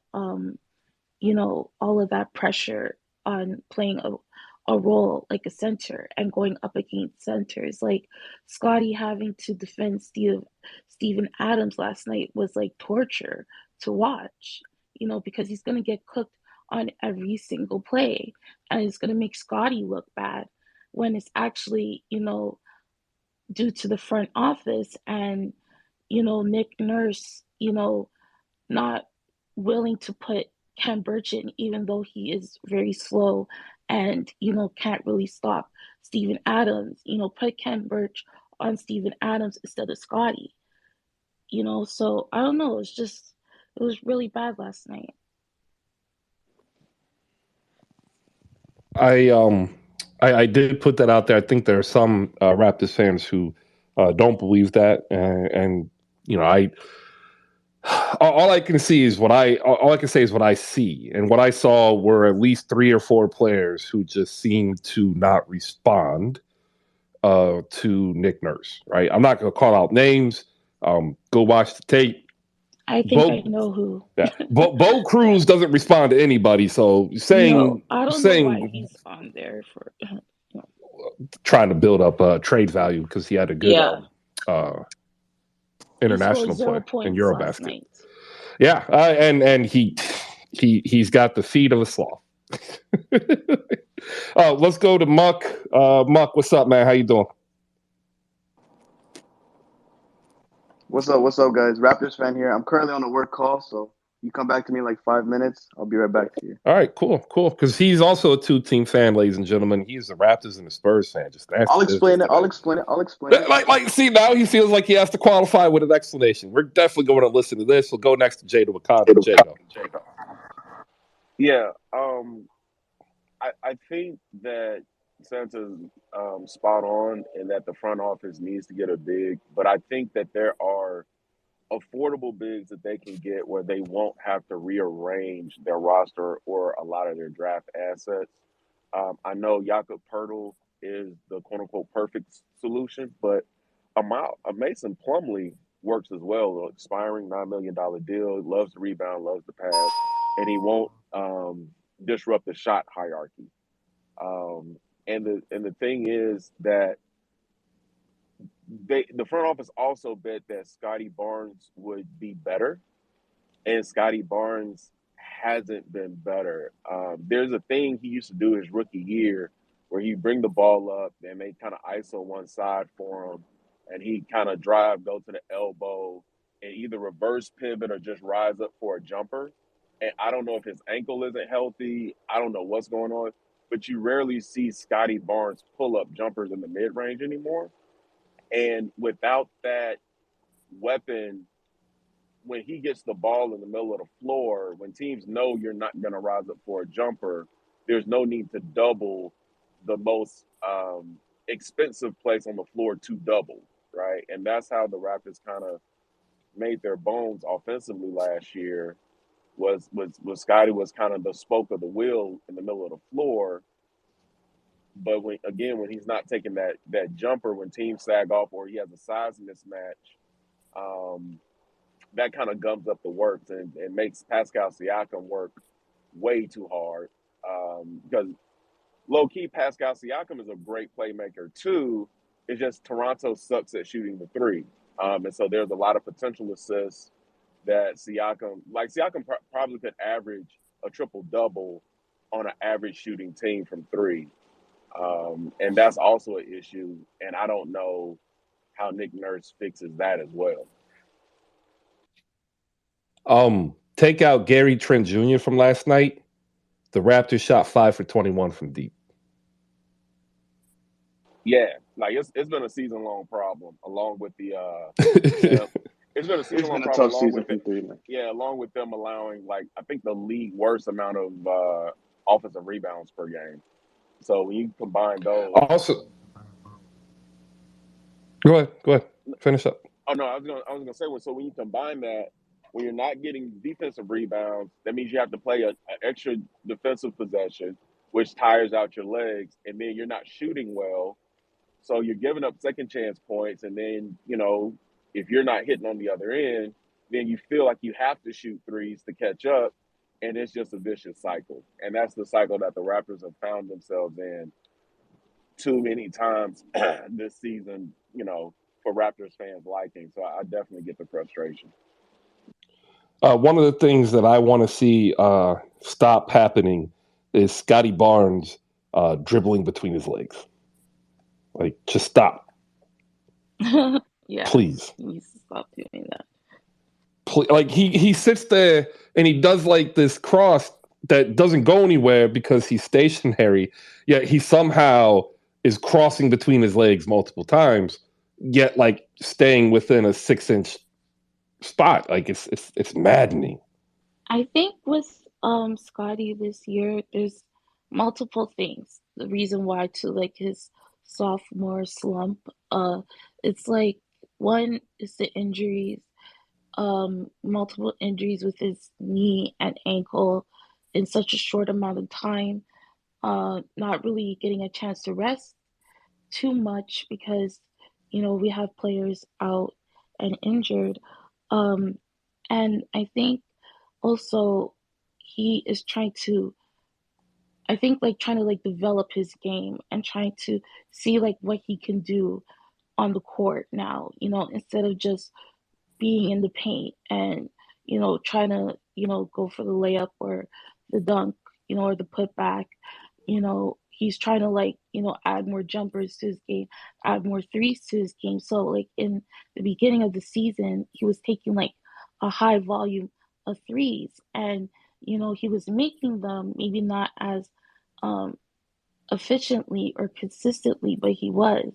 And his jumpers too were looking pretty smooth. And then it just like went downhill, and he just kind of like stayed in that jumper 3-point zone. And instead of like going to the paint or posting up, because that's what his strength is to go into the paint, to post up, to hopefully get a foul, or to um you know make the just make the shot, you know what I mean? So um I think that's like what's going on with Scotty this year, and also to the offense. I don't know what Nick Nurse is like thinking in that way, but he's like been like stuck in the corner waiting to like do like a catch and shoot three or something. He's not like cutting along the baseline, he's not moving. He's just very stationary this year. When before last year, he was like all around the court moving, trying to get everything and helping the team to win. Yeah, I put a snippet of Scotty Barnes' dribbling workout up there. Muck, what you got? Okay. What's up, guys? First time in the spaces. Thanks for allowing me to speak. When it comes to my fandom, as a kid growing up, I'm from Toronto. I immigrated here when I was about like 5, 6 years old. But when it comes to my fandom, bro, I fell in love with the player Tim Duncan as a kid. He was my favorite player, and I just followed him his whole career. I just love what San Antonio used to do, like the way they played basketball. It's very attractive basketball to somebody like me. So No liked problem. it. Like I really enjoyed it. So I had to support, and I'm from Toronto, so I gotta support Toronto too. So the judgment is not a harsh judgment. It's like a side eye. It's like, it is can what it I is. It's my can fandom, I right? can I really trust you around the last piece of bacon, right? Like that's the question. And My and brother, you and can. I'm you, I, Muslim. okay, cool. What about beef bacon, which is also delicious? that you have to question. All right. See, like that's my point. I'm a one team fan. You don't have to worry. If I come over to your house and like there's one red starburst left. Actually, you do. You do. I will probably eat the red starburst. I'm not gonna lie. All the other ones though, I won't eat, especially the pink ones. They're nasty. But regarding the Raptors, so this year has been a really weird year. Like, in my opinion, what I think is going on with Toronto is like we have too many guys. I think they're the guy. Like, I think when it comes to OG Anunoby, I think he thinks he's one of the top guys. Pascal, Fred, Gary as well. Like, we run an offense that's very like isocentric. Like Pascal ISO to go create for somebody else or create for yourself, or Scotty get the ball, go ISO create for somebody else for yourself. Or same thing with OG, same thing with Fred. And it's like we have to have more of an organized system. In my opinion, you have to have more defined roles, and that's on Nick Nurse. In my opinion, I also think another thing is like we've had a center issue since. First of all, the trade for Valanciunas for Marc Gasol was great. We won a championship out of it. But Valanciunas has been such a good player in the NBA for like the last 3 years. He's been a double-double and a rim presence. And like Toronto, if you remember back in the day, Toronto, we had Valanciunas with Kyle Lowry, Van Fleet, like, or Kyle Lowry and DeMar DeRozan. Like the first every game, we'd start the game with like 4 or 5 post touches into Valanciunas to establish the interior presence, and that's something we're completely lacking. Memphis absolutely killed us in the paint, and we can't mess with a team like Memphis because a team like Memphis, they got Steven Adams, they got John Moran, who scores damn near 20 points per game in the paint, and we're not a great rim protecting team. Like I feel really bad for Pascal because this guy's really on an all world level.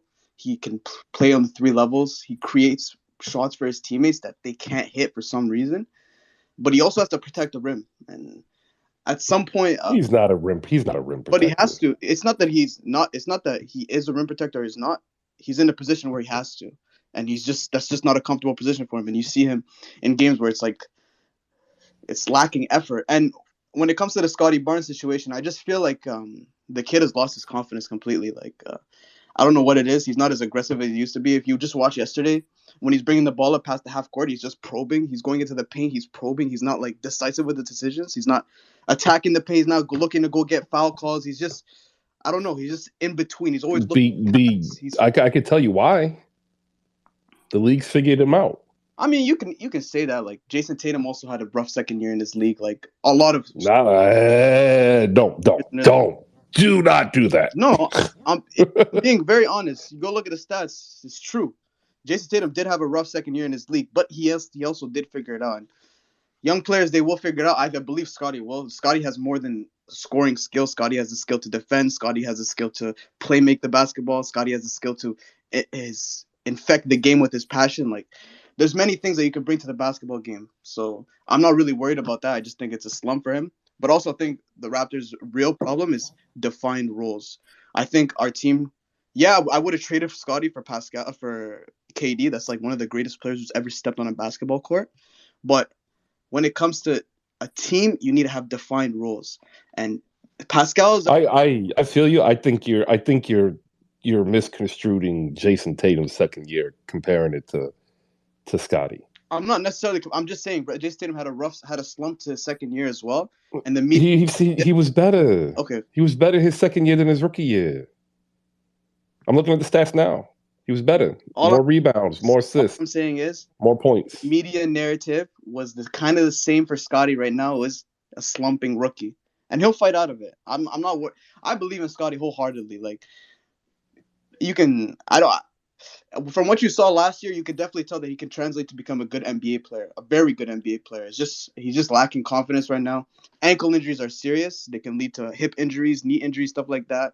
He's having like a tough time right now. He's still building his body, still a young man. I still believe in him, but I just think the roles on this team are fucked up. Like I really don't think Fred VanVleet should be like one of the premier guys. I think he should be like a solid point guard. We need a bigger guy in that position, in my opinion. And Gary Trent Jr., when he comes in the game, all he's looking to do is gun shots. We're not looking to really run an offense. Like this isn't really like a functioning basketball team. This is really like a I'll go get mines basketball team. All right. I'm still following this rabbit hole of Swansea City, and like not only are they bad, like their fight song is bad too. Man, they really got me They, good on they, this. yeah, they also might be insolvent in like a decade, maybe less, Nice. because the British economy is going through the ringer after Brexit. Oh Well, yeah, it was a lot more than Brexit that he's just in the happened. mud right Yeah. now. But you also Chris, you also did mention something about the Raptors are like the Knicks. Please do not ever disrespect my franchise. We've been one of the best teams in the NBA for the last 10 years making the playoffs. Don't disrespect my team. Wait. There was a period of time where the Knicks were in the playoffs every year. What are you My brother, talking about? I'm talking about the last 10 years. What have the Knicks done the last 10 years? Yeah, but again, like not everything stays the same. Life changes, and like there's a point in time the Knicks made the playoffs every year. That is true. That is true. Yeah, but the Raptors want a chip, Chris. I'm with him. Like, don't disrespect the Raptors like that. And we made like How is this disrespect? Y'all have a worse record than the Knicks. that's okay. You're a prisoner of the But they moment, bro. have a chip that they can remember. Oh, okay. So let me get this I have straight. parade videos right now. Me and Kawhi chilling. After the loss, do you sit or lay down in your bed and like stroke the picture of the championship trophy or something? Like what are we doing here? They won a chip. Congratulations. What about this year? Like this year ain't happening. This year, we're Don't tanking. worry, That's Wembanyama. what we're doing. Well, Berg is chiming in here down in the chat box that the Knicks have made the playoffs in the last 10 years, but they're talking about like the consistency of making the playoffs. Like you do have to go back to the 90s and 2000s where the Knicks win it. Like I think it was like 9 out of 11 seasons. Nasty work. The Celtics beat the Clippers 116-110. Jason Tatum, Jaylen Brown combined for 58 as each score 29 apiece. Tatum adds 11 boards. Brown added 7.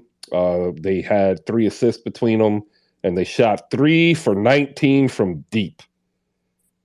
And people are mad at me that I have Jason Tatum 4th. I almost dropped him last night to 5th, like just out of spite, on the MVP big board, which will be updated next month. This was supposed to be the game of the night.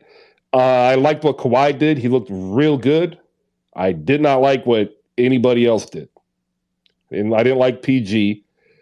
His stat line was good, but he didn't really offer the Clippers what they needed, which was a bridge when Kawhi is out. And the problem that I'm starting to see with the Clippers is Reggie Jackson is no longer a functioning point guard. He is a combo guard, scoring guard. And I thought John Wall by now would be getting ready to rev up and take the starting job away from RJ. And I don't think that's happening.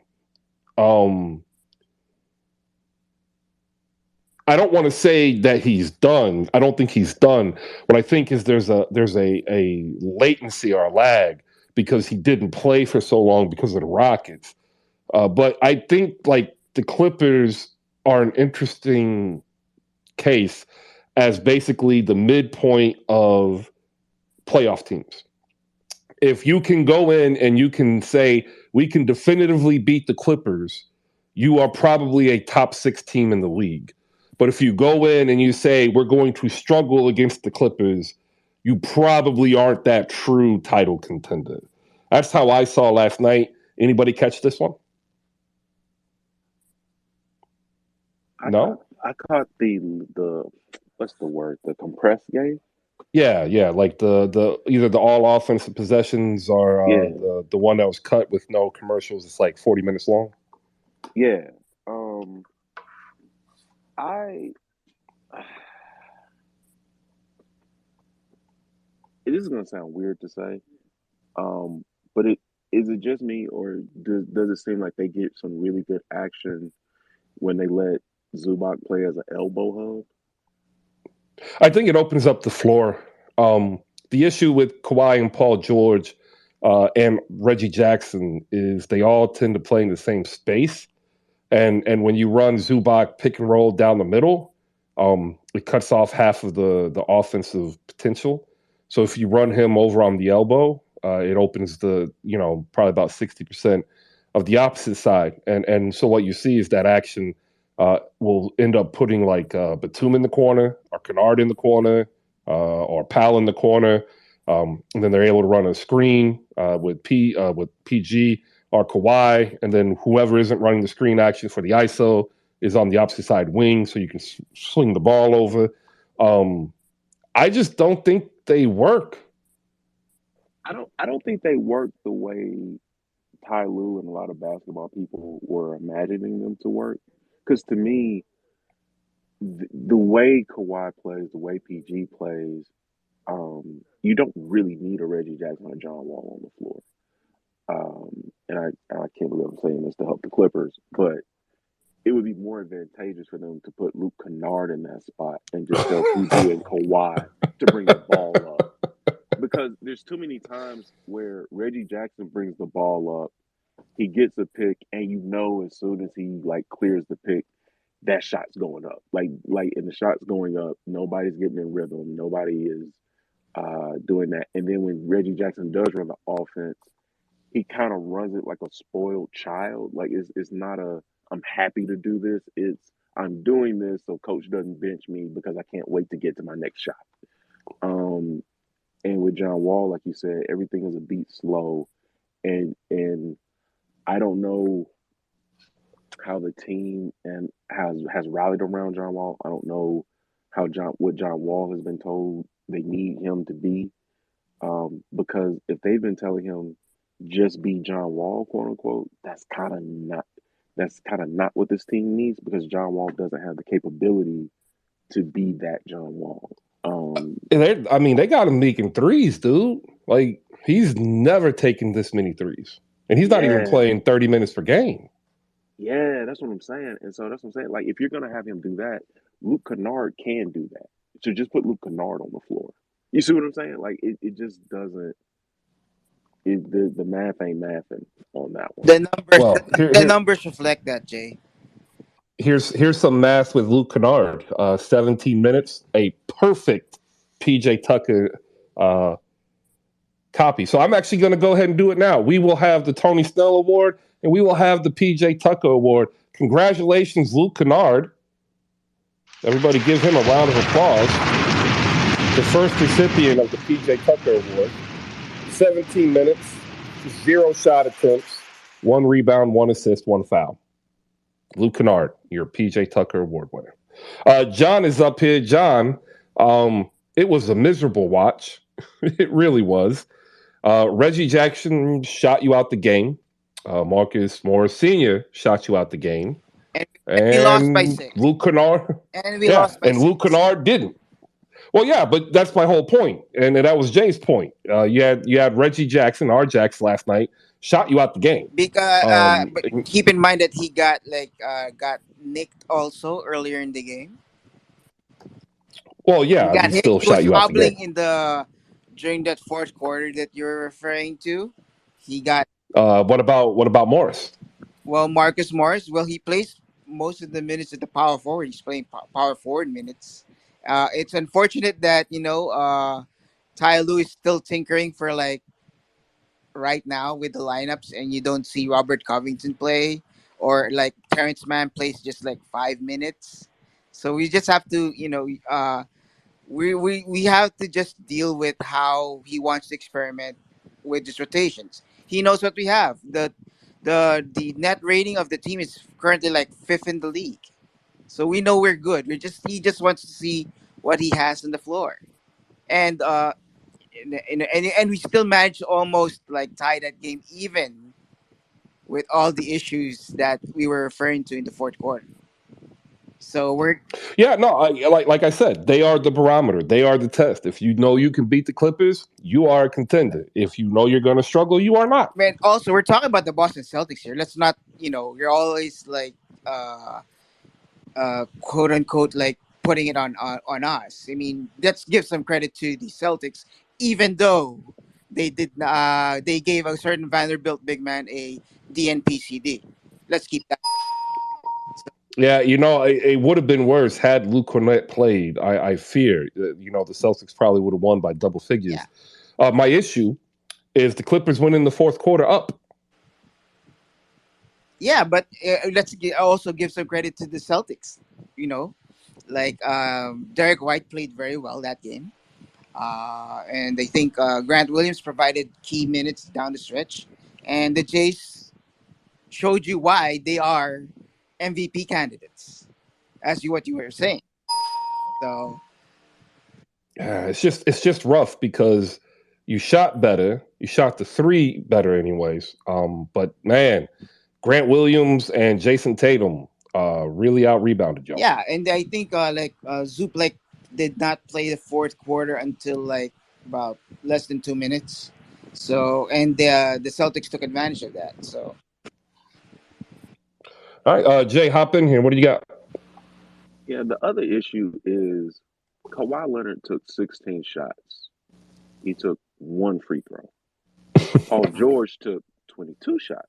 He took one free throw. Paul George is leading the team in free throws per game at a scintillating five. well, what do you expect when you're a mid-range shooting team? Well, That's what the issue but is that's what nobody's getting to the line. No, but and when you can't nobody's get getting to the to the if you're not getting fouled, you're not getting get free throws. You're not Well, getting that's the fouled, and you're point. not but Like, attacking that's the paint. but that's the point. Kawhi but that's Leonard the and point. Paul George grew up, and we have watched them be dominant by shooting and what, Jay? They Getting to the were line. not driving the. That was very apparent in the first half. They were not attacking the paint, so they're not The only getting person who balls, attacked the And paint was Norm Powell. yep. right? So that And they're and not the attacking. Well, and, they're not attacking the paint, especially during the first half. That's why the Celtics got that lead in the second quarter. Well, no, but they don't do this. They haven't done this all season, is what we're saying. yes. Like they're averaging like some of the lowest free throw attempts per game as a team. These are points that Because really matter, as we just see in this game with the because Celtics. And not they're only not driving as what Jay But said. why? It's because it's the profile of the offense. This team I I likes don't this. think think what that's it. the answer. I don't think I, that's the answer. It's the profile I of don't the think you offense want to because say. they're paint. It's a paint and spray offense. I don't think he wants to just admit that PG and Kawhi are now over the proverbial hill. Yes, that's the reason. It hurts. It It stings. hurts. Why? It does. It hurts the body. They don't want That's to why I'm wake not. up in pain. Yeah, Jason Tatum got to the line 10 times. Jason Tatum's Because modeled his game after Kobe Bryant and he's Paul George. aggressively attacking the area. We're not. Why can't we see PG do this? because what I'm saying is Jason Tatum had a interesting shooting night. Right, he shoots 10 for 26. Not that bad of a percentage. Not ideal, but the 3 for 11 is has the potential to shoot you out of the game. Jalen Brown definitely going 0 for 8 from three. Definitely has the potential to get you out the game. But Jalen Brown also shot 5 free throws and hit them all. Jason Tatum also generated 10 free throws and hit a less than ideal Shaq esque 6 of them. But when you get to the free throw line, it allows your teammates to take a breather. It allows your coach to give you some instructions to your guy, whether on either side of the court, and it slows the game down and you get to generate buckets. And if you get the right foul on the right person, it screws up the other team's rotations. And that's not something the Clippers do. So when you watch the Clippers play, they're an immensely talented team, but they cannot dictate to you how the game is going to go if these jump shots aren't falling. And that Here, makes them a hit or miss team. here's some interesting stats. Not counting the year he broke his leg, so we'll take the 14 season out. Here are Paul George's free throw attempts: 460, 500, and I'm just going to round it to the nearest number: 530, 370, 410, 540, all the way through Oklahoma City. What happens when he gets to LA? 220, 220, 150, currently at 135. He has played a third of the season. He has 135 attempts. He's just not doing it any longer. Neither is Kawhi. Kawhi, I guess we get because they don't want to risk the injury. Exactly what you're saying, John. The issue of what I'm saying is how can we trust this Clippers team and Ty Lue to figure it out, John, if you're not executing a And facet it's of the not like game that's required? Paul George is a small dude. Like it's not like he's 6'4". Yeah, he just doesn't want to do it. Go ahead, John. What you got? I'm just well. You can always say that it's not they're not being aggressive to get free throws, but the philosophy of the offense when you watch it is that they're not being aggressive enough to be able to get foul calls because they're not like driving to the lane. They're not providing good entry passes or something like that to be able to generate free throws the way that you guys would prefer an offense to be run. This when I watch them, it's more like the PG gets around to the mid range, or Kawhi gets to the mid range, Marcus Morris to the mid range, or you pass it to the open 3 point shooter. That's the philosophy of how I see the offensive philosophy as it is. Now, do I want to see them to take more free throws? Yes, of course. But the only guy that I can see that right now that is aggressive enough to be able to draw fouls and be able to take those kind of opportunities are Norm. So and it's Norm. You're not gonna expect Luke Kennard to being aggressive, driving to. Luke Kennard. Come on. But I will say that the numbers indicate that we need Kennard and Nick Batum to play to play more because the numbers reflect that their contributions far outweigh than what John Wall and no Reggie Jackson and especially John Wall based on the numbers. So Nick Batum, Luke Kennard, Robert Covington combined for over $30 million of payroll. Last night they combined for 0 points. Well, that's a problem. I think it's a problem. Nick Batum got injured during the second quarter, so Oh no, I get it, but still, that's 30 million. And if you look at Nick Batum's seasonal averages, like they're not eye popping, but uh right? but the Nick Batum numbers that we kind of expect isn't exactly um that would generate numbers, so to speak. It's that Oh no, I know. the value of Nico and Luke and Rob Good. far not expected for the offense. There's a different element. You just see it when you eye test. All right, we are going to play a trivia game. John, are you ready? All right. All right.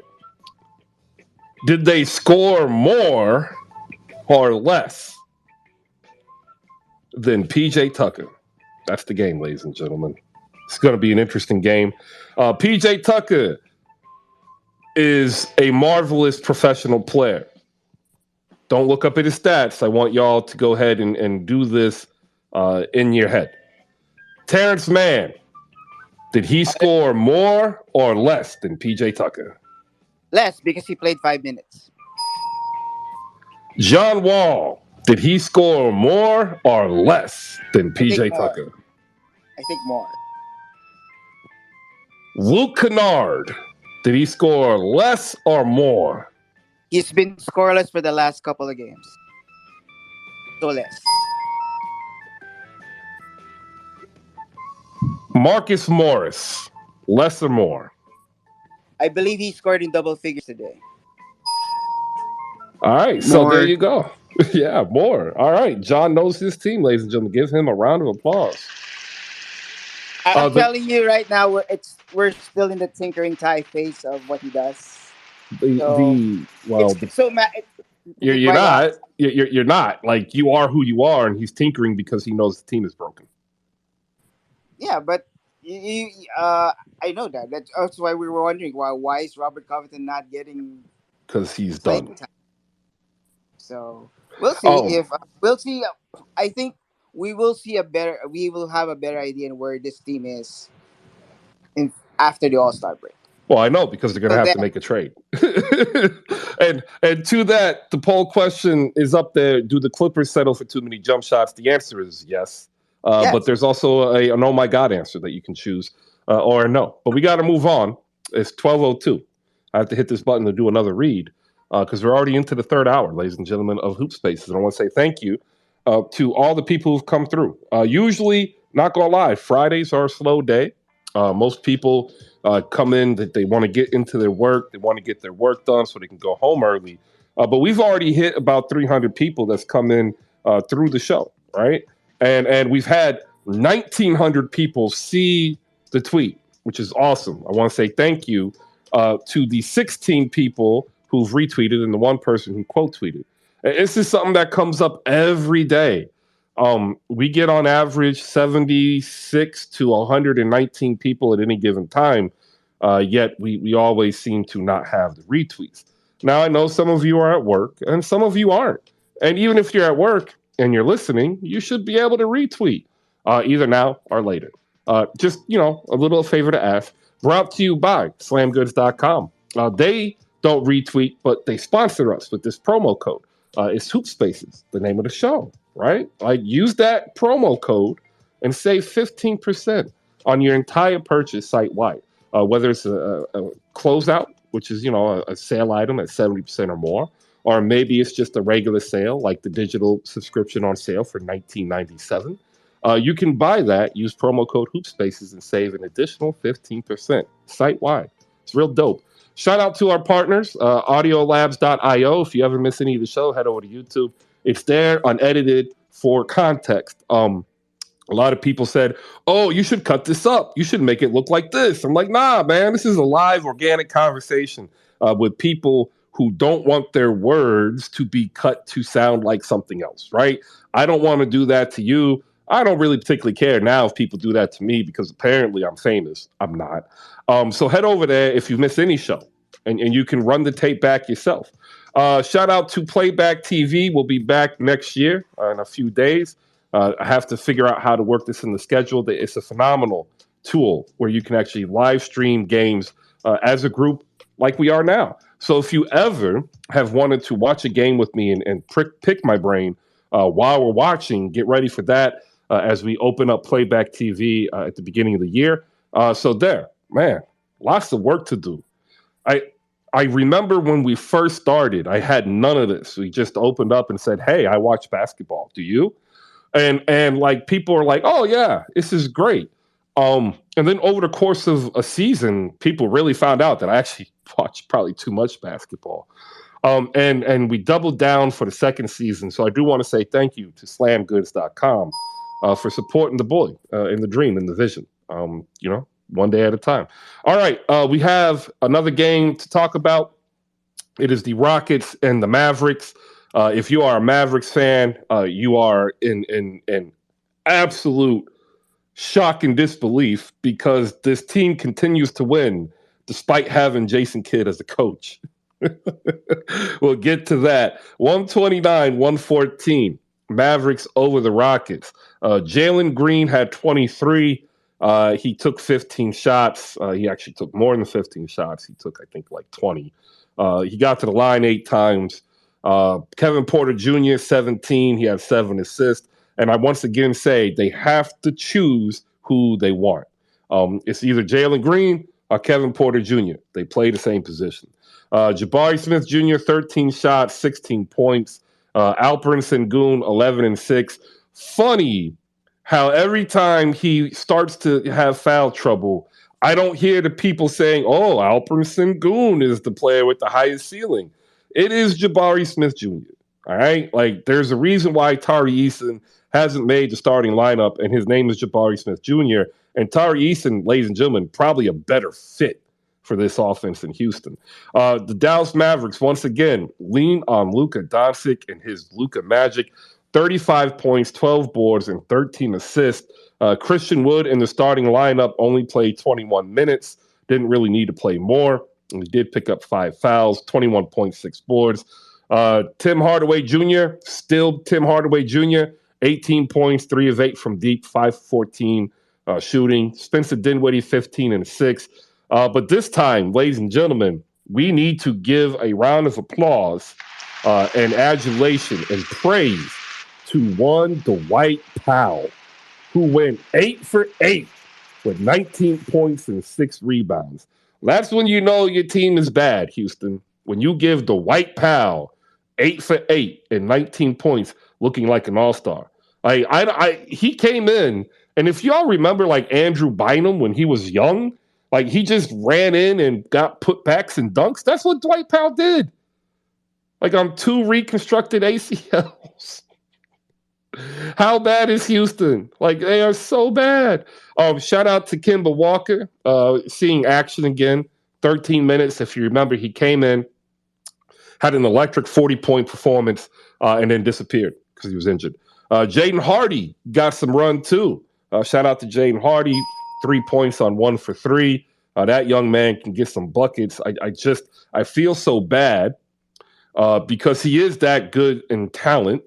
He's just not ready for the NBA, but you can't send him to the G League because all that's happening in the G League is he's torching people while simultaneously learning bad offensive habits. So, like, they're stuck with him, trying to keep him up there on the parent squad to the point where I say, I love you, Kimba. I have been a fan. You are one of the only UConn Huskies that I've ever rooted for as an individual player. It's just a hard watch, and I think Jaden Hardy needs all the minutes he can. But I also think that they have a point guard that they also need to give minutes to, and his name is McKinley Wright. He was Mr. Minnesota basketball. He was the Pac-12 Freshman of the Year. Went through a rough stint in Colorado, under-recruited because he's only 5'10". He has wiggle, and he can pass the ball. The issue is Jason Kidd doesn't trust him because he's 5'10". We'll go to Jose, one of the voices here on Twitter for all your MFFL needs with Rolo and Jazz. Tune in to the 77 Spaces crew 1 hour before tip-off. Jose and Rolo were the first two to come aboard here while on Twitter, finding us, here on Hoop Spaces. And I said, man, I actually respect and appreciate your guys' passion. And if you guys want to do this, just do it, and I'll support you. And so they are here, and they've been doing it every day. Vacation, don't matter. One steps up and covers. Work, doesn't matter. One steps up and covers because the community demands it. And the Mavs fans should say thank you. I know I do. Jose, good morning. How you doing? Good morning, Chris. And it's funny because I had to go back and look through my DMs with Rolo to see when this all started. and Rolo had asked me if we wanted to do the space, and that was January the 9th. But when we got the entire cast of 77 spaces, that was actually January 29th. So we planned on doing a 1 year anniversary for 77 spaces because it's something that a lot of people kind of like with hoop spaces didn't think would last. And I mean, people aren't wrong when they say consistency is key, and that's something that all three of us, Jazz, Rolo, and myself, have been able to do, is provide consistency. Yeah, we may take off a few games. We might have like the vacation thing, but the thing is, I mean, we're always gonna come back and we're always gonna talk about these Mavs because one thing we've prided ourselves on is creating something that people want to listen to, whether it's negative, whether it's positive. And that's something I implore everybody in this space. If you don't like what people are saying about your team, you don't like how it's being covered, whether it's a national podcast, national TV, I mean, you have the power to create your own avenue and build your own lane. So that's something I want to tell everybody. But back to this Mavs team. So McKinley Wright played 23 minutes, which is something that is starting to make me wonder whether Theo is the odd man out or is it Kimba? Because a lot of people say, well, Theo's vibes still matter, but I'd rather have a vet like Kimba on the bench and just having a guy who's been to the All Star, who's been a leader on a team to even make the playoffs as well. Like I'd rather have that on my bench and have that as the foundation as somebody who I would say, well, is the de facto 15th man, but we could go ahead and play McKinley Wright. What McKinley Wright has been able to do is be able to set up and show every time that he is a lead guard, and he doesn't have the offensive game, which is fine. I could live with that. But as long as you playing defense and you setting up the offense, hey, you deserve minutes, and I think he will be a bench guard for the Mavs if the Mavs really just appreciate him for what he is and uh not over pile the expectations as to what he could be. I mean, he's already 24 going on 25 with 5'11", but you know, those metrics really don't matter too much when he's just giving you great perimeter defense game in and game out. I will also say Christian Wood was 5 of 8 from three, which he was just dynamite and uh, got in foul trouble, but you could easily see the buy-in because Christian Wood also had 4 blocks. Christian Wood again is just making a real strong case as to why he deserves to be extended. I mean, um, my guy 517 the white who has the podcast 21 going on 77 mentioned that Christian Wood, when you look at all the games played, he's really only played 3.5 NBA like years, and he's only 27, but he still has room to develop just because of the fact that he's been on piss poor teams. He hasn't been in a situation like he is with Dallas, and the little bit of runtime he had with James Harden was short, so short lived because James Harden wanted out of Houston, and Steven Silas was left in a position where he had Kevin Porter Jr., Jalen Green, and Christian Wood, and they had to just ride it out like that. And by the time that ride was over in that season, Christian Wood was then traded to the Mavs. So I appreciate everything Christian Wood is doing. And another reason why the Mavs should extend Wood is because I will always preach about this when it comes to the Mavs. The Mavs have poor practice when it comes to maintaining assets. And when you have a guy like Christian Wood who is showing you that he's willing to buy in, it should be obvious. You know, the maths. in this equation. So also it shouldn't go without notice that Luka Doncic put up yet another triple double. Tim Hardaway Jr. was able to find his three ball last night, which is just going to be something that the Mavs are going to have to get out of Tim Hardaway Jr. every night. It's just him being able to hit his threes, and then maybe in the summer you could flip him for a team who needs a 3-point shooter. Um, as far as the rest of the game, I mean, the Mavs were able to pull it away pretty quickly. Got Jaden Hardy some run time, which was 12 minutes, and he shot up a three. Um, Made it, and people were complaining about Jaden Hardy, like he's not very NBA ready. But I mean, we had to realize that he's 20 years old. I mean, he was in the G League last year, played probably about 7 to 10 games last year, and then got drafted this year, and he's been just absolutely a killer in the G League. And it's okay. I mean, I expect rookies to mess up, and I can't complain too much when he comes in the game and shows you a little razzle dazzle here or there, or he just completely fumbles the bag. I'm okay with that. But if it's Tim Hardaway Jr., who's 28, getting 30 minutes, and he's going 0-12, I mean, how do you not expect me to call for Jaden Hardy minutes?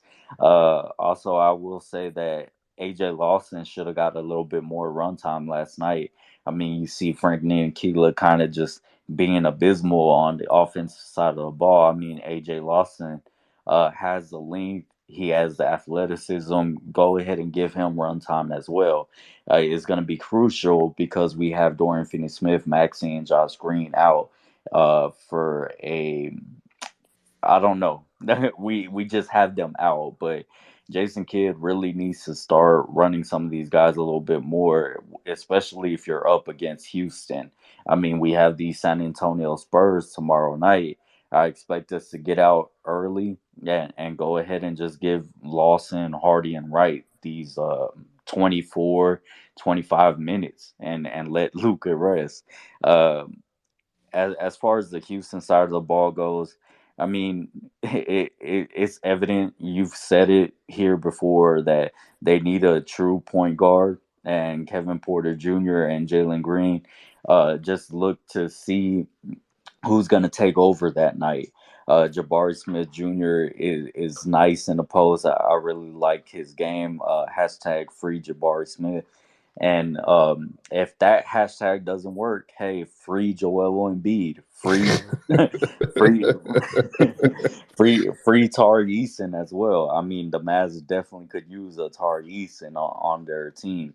Uh, but I just didn't see too much that stuck out. I mean, I'm very biased on Sangoon. I realize that he does get in foul trouble pretty quickly, and that's because he's a little bit undersized at the NBA center position. But just what he's able to do on the offensive board and then the offensive side of the ball, I really like his game. Um, Other than that, I don't really have much to say. I mean, Garaba was pretty physical on the defensive end. Not great what I what I've seen, but I just like his hustle. I like his tenacity, and then also Eric Gordon was playing some old man YMCA ball last night. So shout out to Eric Gordon last night. McKinley Wright has a 7 foot standing reach. He's 5'11", with a 6'4" wingspan. As someone who is 5'10", with a wingspan that exceeds his height, let me tell you, it's awkward. It's very awkward. Like how awkward? Like we feel uncomfortable in certain shirts because of the way they're cut. We feel like we're walking like Megillah. If you don't know that, then you're not old. Jay, what do you have? Oh no, just the usual, free Jabari Smith. It was nice to see him get 14 shots, or 13 shots.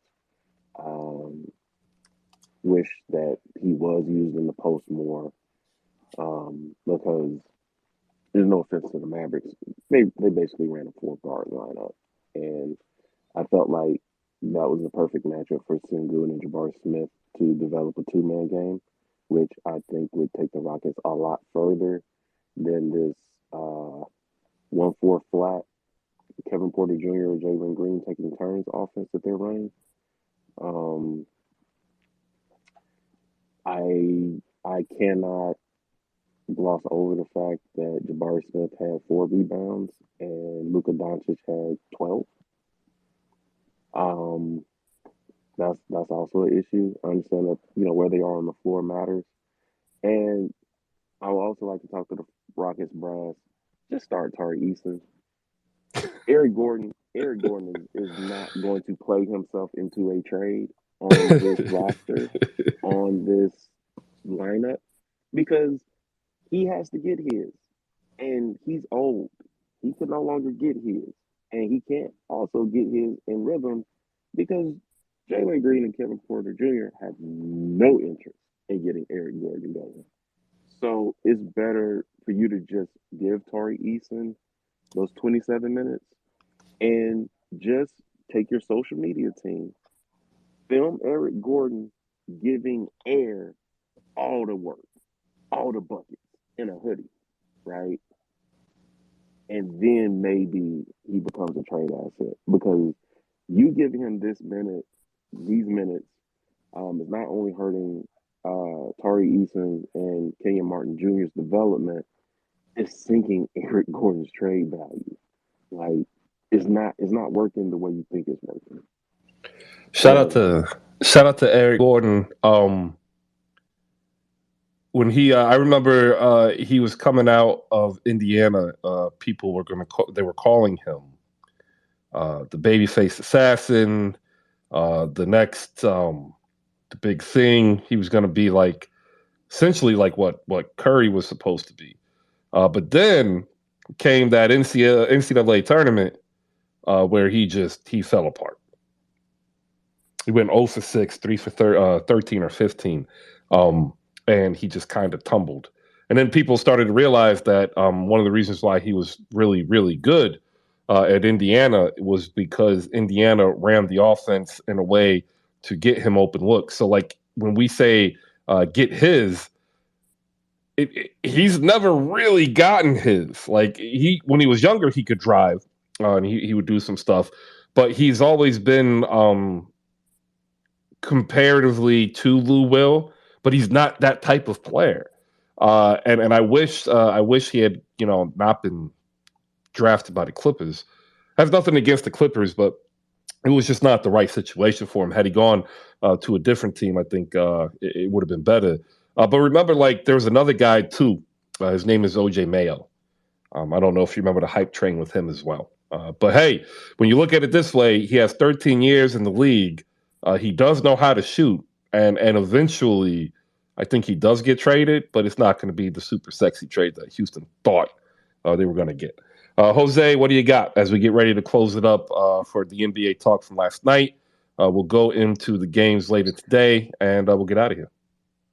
All right, so you said OJ Mayo. I was first gonna talk about Eric Gordon, but since OJ had played a little bit with the Mavs, I remember I attended a game against the Portland Trail Blazers. I believe we had Vince Carter on the Mavs team that year along with OJ Mayo, but OJ went for 30 points, and something about OJ was just like, man, he's fun, but he's just Tim Hardaway Jr. basically. He would have some of the streakiest runs, and I would just be like, I like him, but man, get it together. And then next thing you know, he was suspended for indefinitely, and I was just like, oh shit.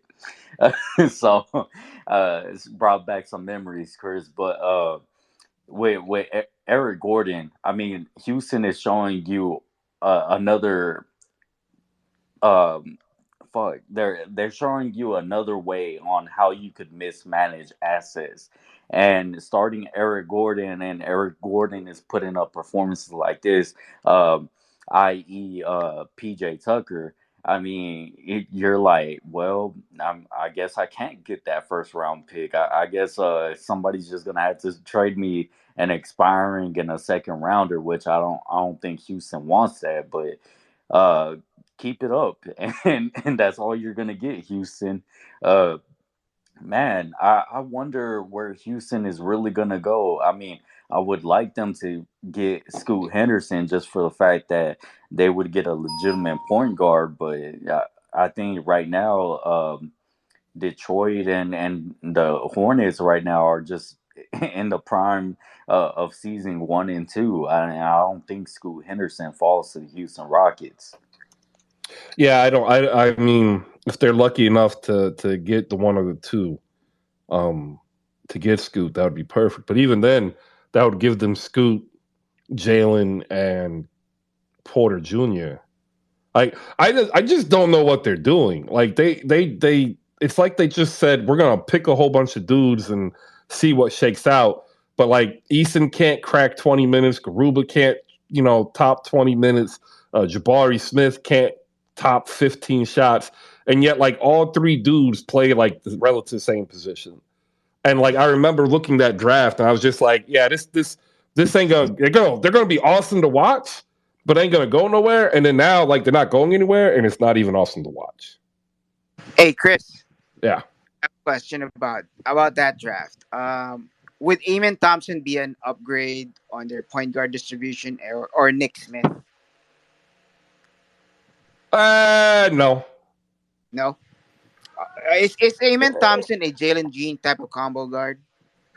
He's that's what he's kind of like looking like to me. I think I think Scoot's the only bona fide point guard. There's a couple other prospects that are actual pure points, but they're not high on the draft board.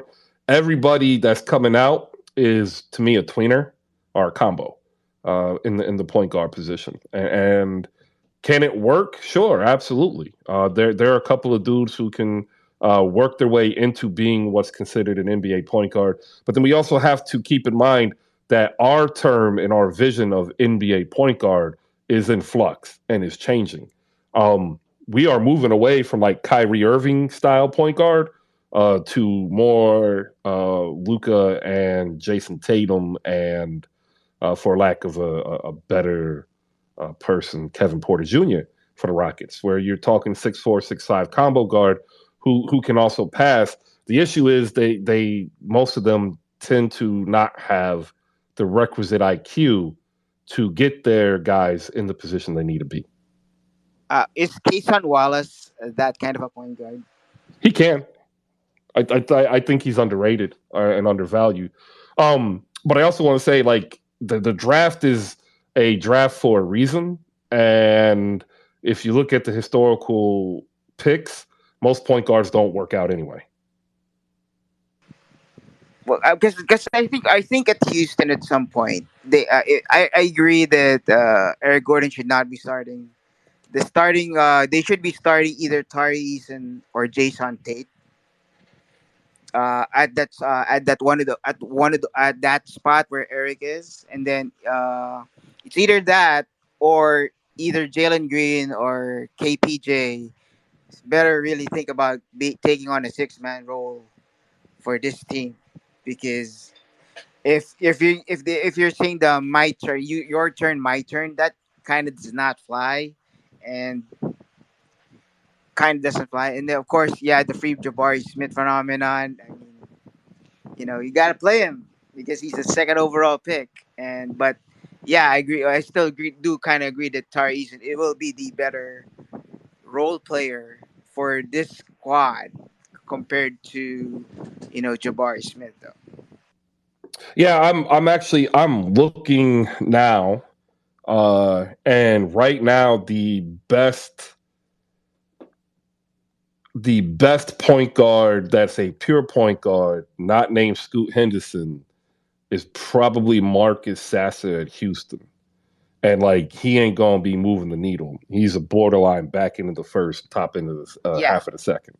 I'm looking at the big boards right now, and there are like 7 point guards that Well, are. again, Thompson is a combo. He's 6'6", 6'7". Oh no, I'm not. Yeah. I looked at point guard specifically. So there's Scoot, there's Nick Smith Jr., there's Kaysen Wallace, Sasser, there's Tyrese Hunter of Texas, there's Tyrese Proctor of Duke, and Caleb Love. Those are like the point guard for third. It's not. Yeah, I'm not thrilled with it. So that's why if Houston is not gonna get Scoot, they'll probably get a and It still at the top well, five. They probably would get either one of the Thompson twins or a small forward. well, they still have Ty Washington too. They're gonna start figuring out what he has probably the second half. If they get top five, they're gonna probably pick Cam Whitmore. Um, because they just need a shooter, and Cam's a shooter. He's probably the best shooter in the draft, or at least in terms of potential pro shooting out of Villanova. That's probably. I mean, unless they get one or two. Like if they get anywhere between 3 and 5, I see them taking a shooter. Yeah, it's going to be a really funky draft because what I think is happening is Luca and has made GMs now say we will live with the combo guard because we need somebody to put pressure like Luca does, where they can rebound, hold on to the ball, press up in transition, and people start seeing Luca and Thompson, or they start seeing like a shooting DeJounte Murray with Nick Smith out of Arkansas, right? And like I'm sitting here like, yo, they're 18, they're 19, like they don't even have a defined game. But the one thing that we can say is that they're not a point guard. And so like what Toronto's trying to do with Scotty Barnes, I think now teams are going to start trying to do with the likes of Thompson, Smith, maybe Keontae George out of Baylor. Baylor, yeah. Brandon Miller out of Alabama, by the way, I'm still telling y'all, I think is a top 5 pick by the draft. Cam has the bona fides in terms of recruiting and high school tape and stuff, but I've been really impressed with Brandon Miller out of Alabama. He had like a 36-point game with like 7 threes against Gonzaga. Just real good. I'm just gonna be very very interested with how Orlando does with their situation because they have their pick I think and Chicago's pick, right? So It'll be fun. They have the talent.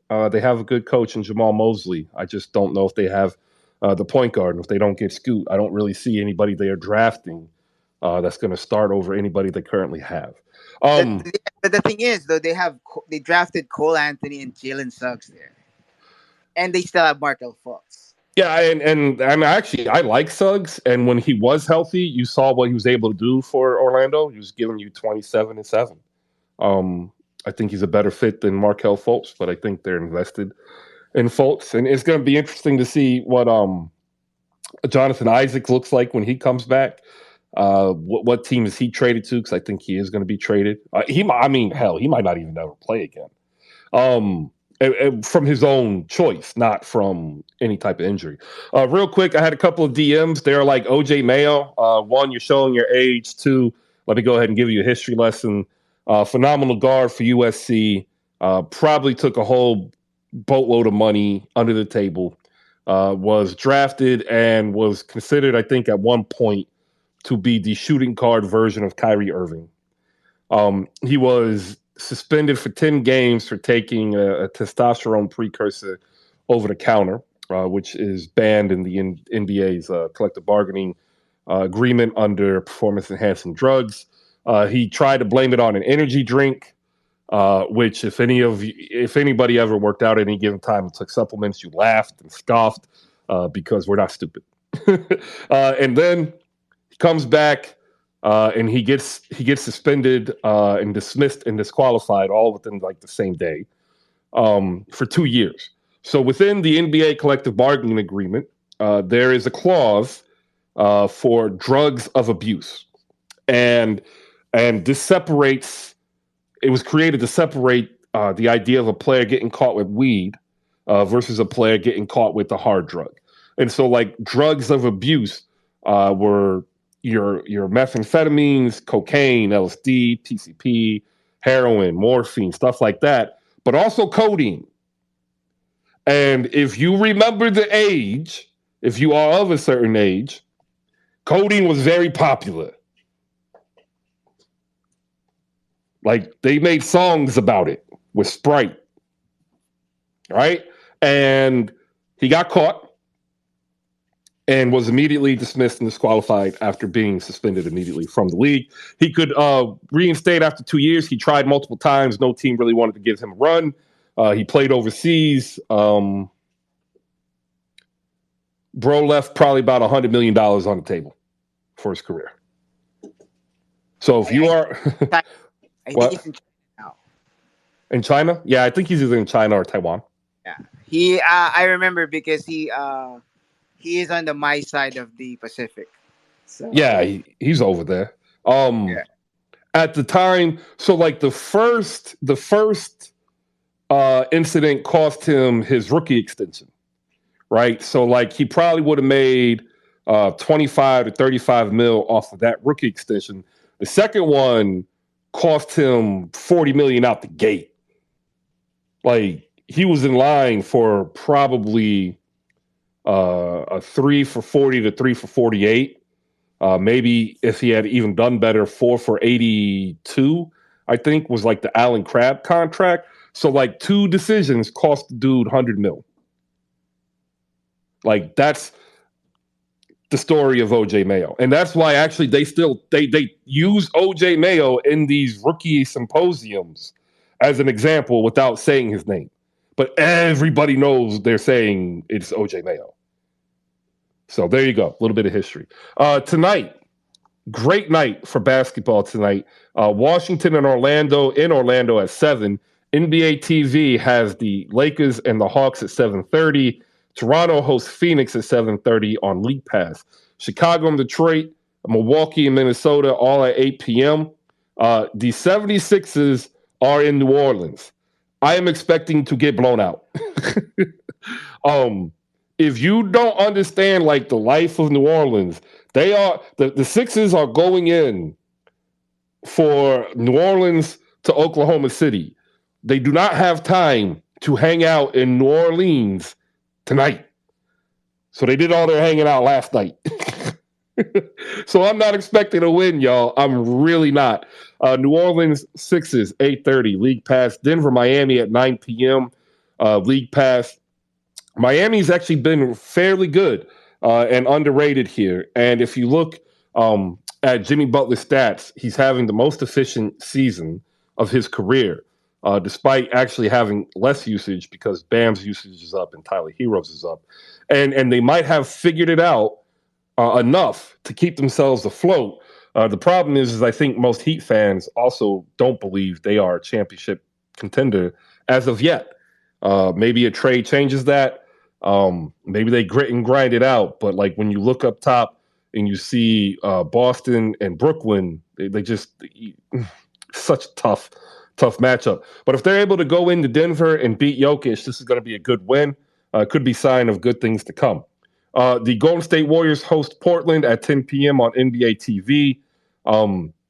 If the West doesn't wake up and start kicking Golden State while they're down, I have a bad feeling that we're going to hear an awful lot of chatter from Golden State Warriors fans in the back half of the season. So shout out to all your Warriors fans who are dying for another victory. And Sacramento hosts Utah in a game that most people probably will not watch because it's at 10 o'clock. And, it's Utah. Like, I think Utah has the worst draw. I think even more people watch Rockets and Pistons games than they watch the Utah Jazz. Like, that is insane. All right, there we go. We'll go around the room for last takes and first takes. Since Mike is here, we'll give him an extra minute. We'll be closing in about 5. I got to get out on the road.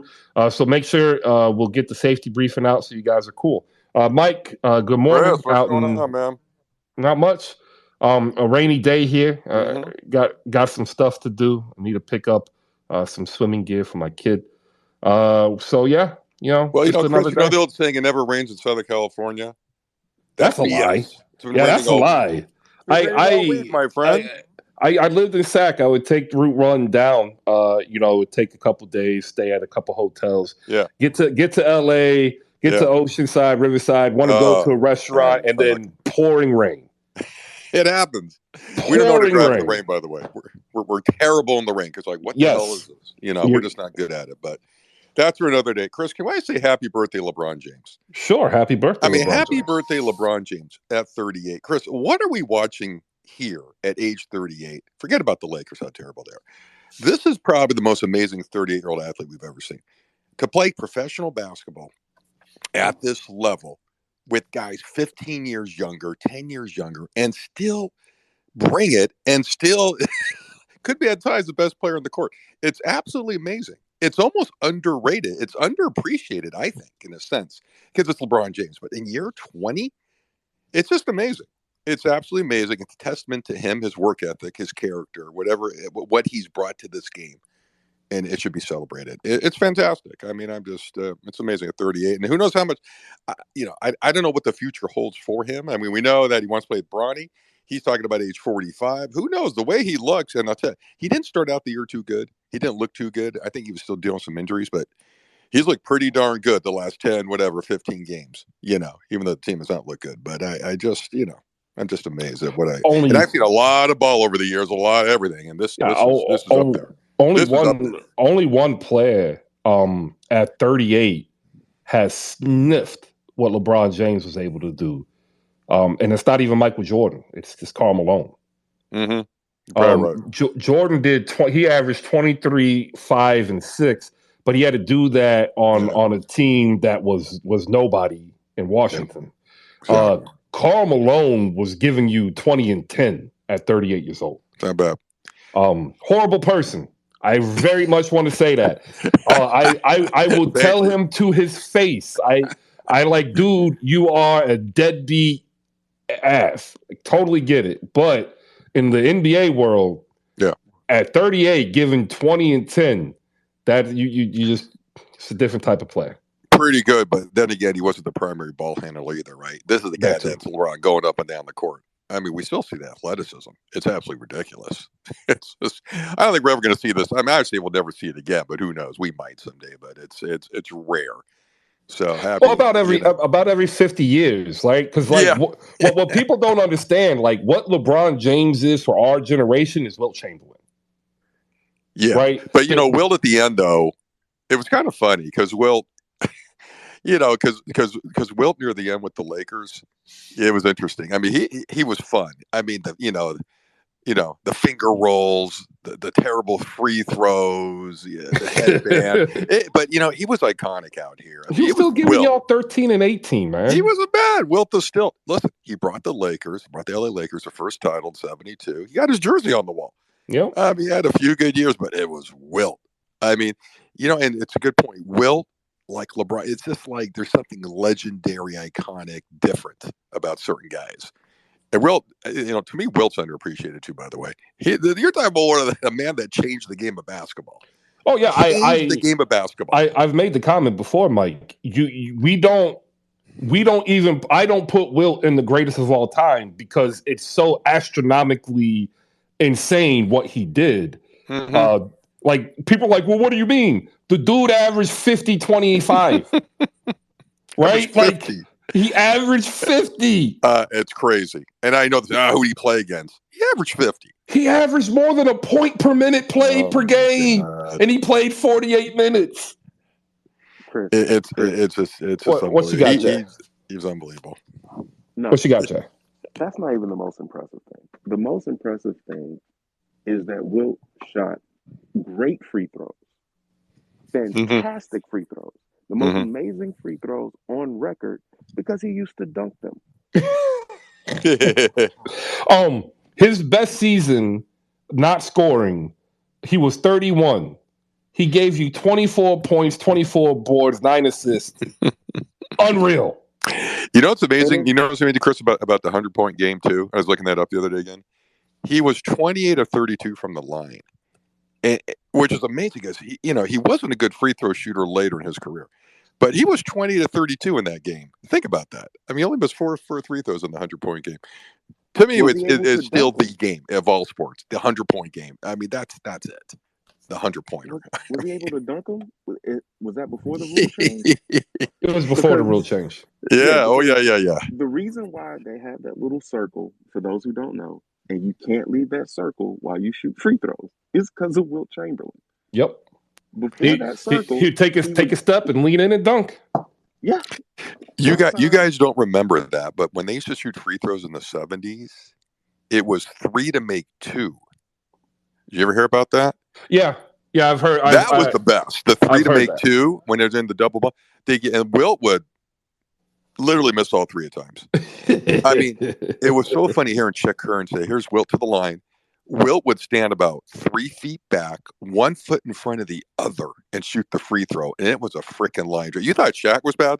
I mean, it was a line drive. I don't know what he shot the Laker, but it was funny in a sense. I mean, it was just it was wild up there. But the 3 to make 2, and Wilt could not make 2 with you. You give him 5 to make 2 when it worked. While we have you here, because we're getting ready to close out, what are you expecting tonight between the Lakers and Hawks? God, Chris, without Anthony Davis and with the lineups Darvin plays, I can't guarantee you any win at this point. I mean, maybe against the dregs of them, but it's so annoying. Listen, Darvin, at least put the right guys in there. Don't play Dennis and Pat Bev 61 minutes opposed to Troy Brown and Lonnie 35 minutes. I mean, just put some athleticism, some height, some ability in there. Yeah, there's always a chance LeBron's going to be pumped. Listen, Atlanta, that's like a home game for the Lakers over the years. Have you seen the crowd in Atlanta is literally loves the Lakers every time I see them on TV. I mean, the old days with Kobe, oh my God, it was absolutely nuts for Kobe. So it's going to be a lot of Laker fans in the building. It should be an entertaining game. I'm sure LeBron's going to go crazy tonight. It'll be fun and see. But maybe they'll pull one out. Who the heck knows? I mean, the Hawks, up and down. But it's just, this whole thing is just so. I don't know what the Anthony Davis update is. It's weird. We still haven't got official word. It's a reevaluation. I mean, what is the story here? Because if he's out for a long time, the season's probably going to be shot, and they're not making a deal, Chris. I really don't believe. I just don't see it. Well, not now. No, they're just going to ride this crap out, and it's sad. It's unfortunate. I just don't see the Laker front office. It's crazy.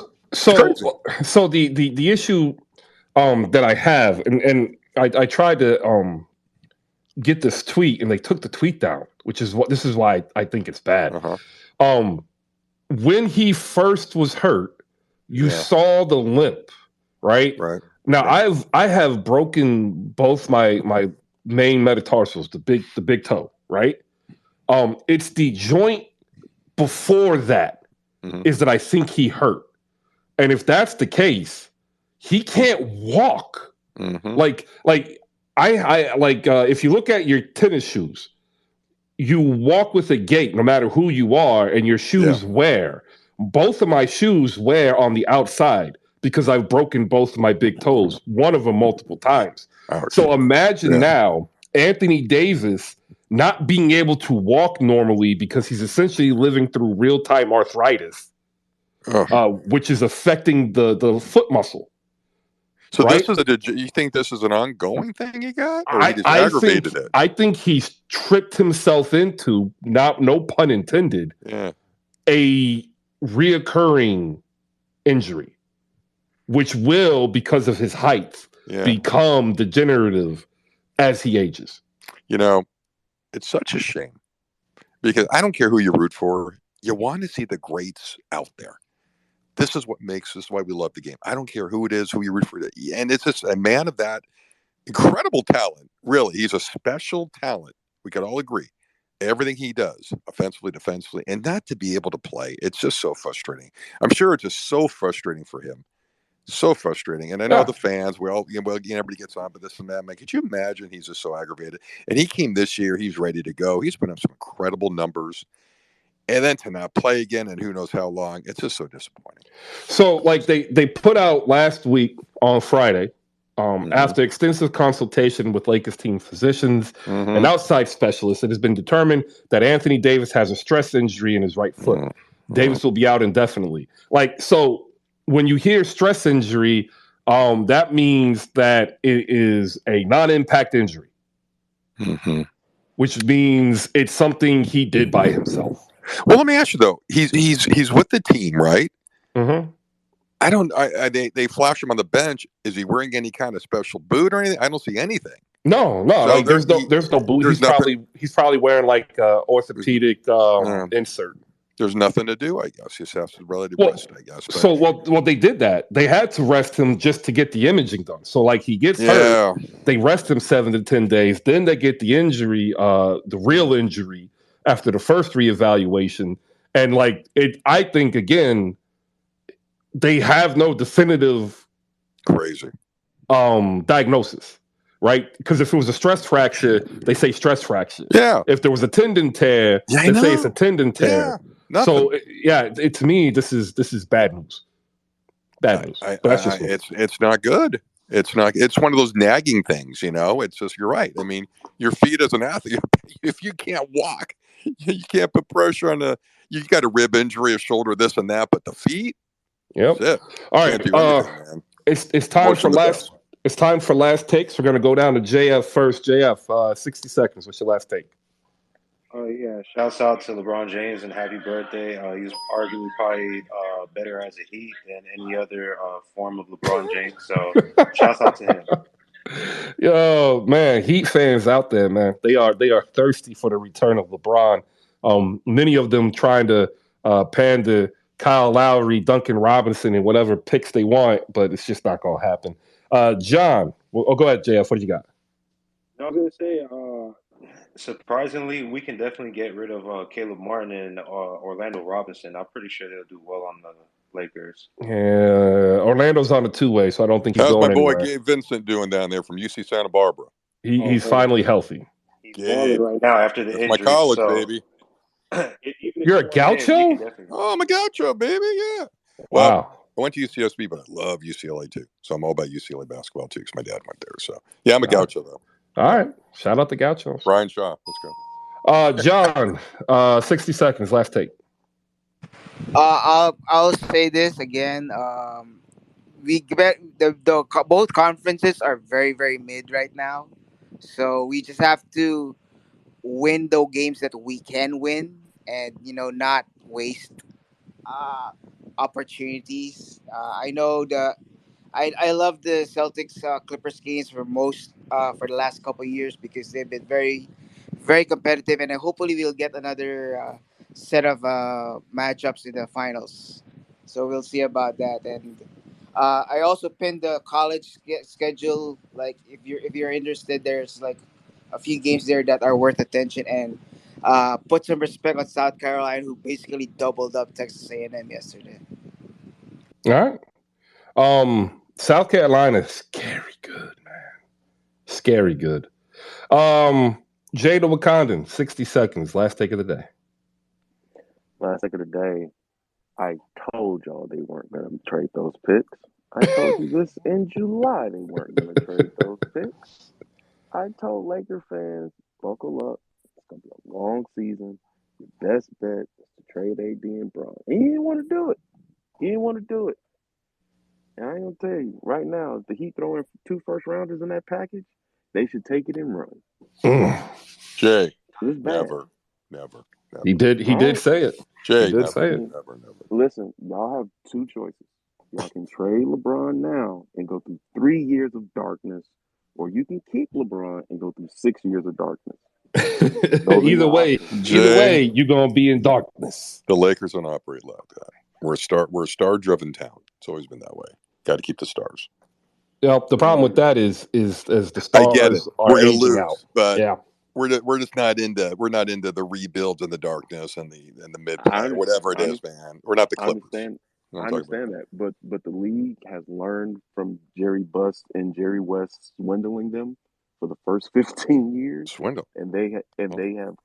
Well, yeah, that Pau Gasol I was thinking trade. of Jerry West the other day, my friend. That Pau Gasol trade was a swindle. Beautiful. Whoa. The Grizzlies got their all-time center in Marc Gasol Kwame Brown was just thrown in for salary. That was an even trade. That was not an even trade. That was an even trade. That was not an even trade. What The you are Grizzlies doing got is a you're looking back decade in of perpetuity. playoff runs. Took 2 titles. That's You are looking backwards in time. At the time of the trade, that was a swindle.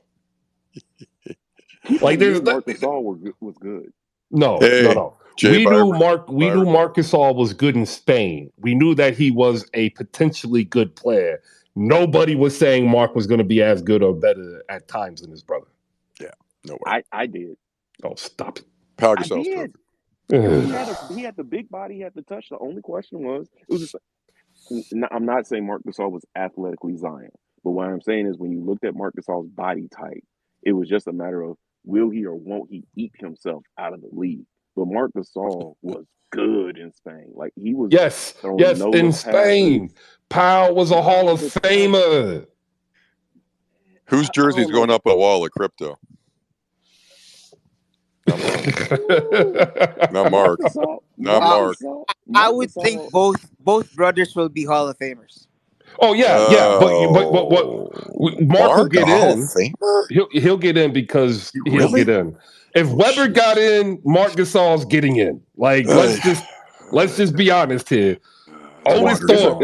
It's a basketball Hall of Fame. It's not the NBA Hall of Fame. Otis NBA Thorpe Hall of Fame is different conversation. had a better career.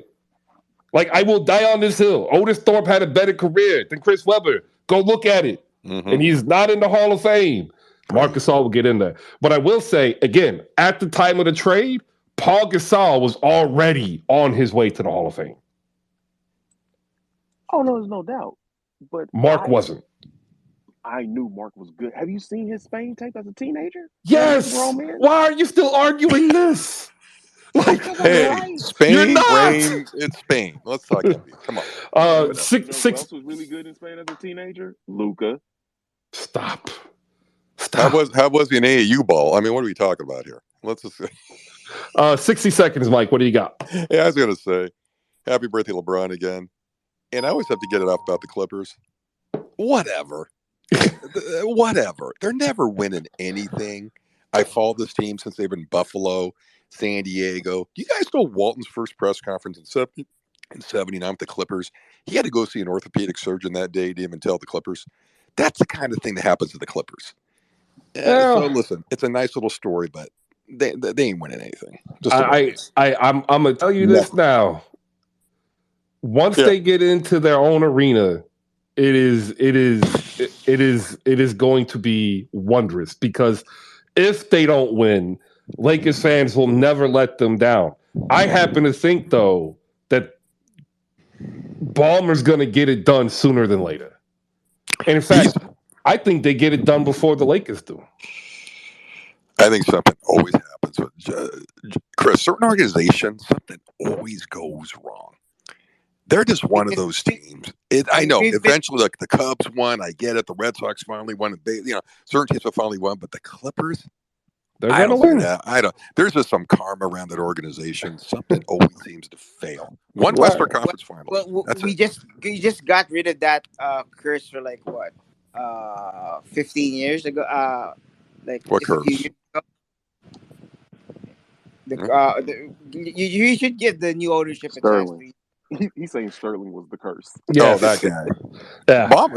Bomber's a goof. He's goofy as hell. But listen, he's bringing money. I hope he buys my Angels actually, because he'll put some money in the team. But I'm telling you, the age of Laker dominance in LA is coming to an end. Like parity is going to catch up to the league. And Chris, it's like popularity. Okay, you could say that though, but I will guarantee you this: never, ever, ever will the Clippers overtake the Lakers as the most popular team in LA. And it will never happen. Yeah, no, it'll never happen because the Lakers are the worldwide popular brand. But nobody believes nobody that. Gives a shit about the Clippers. But that's not true.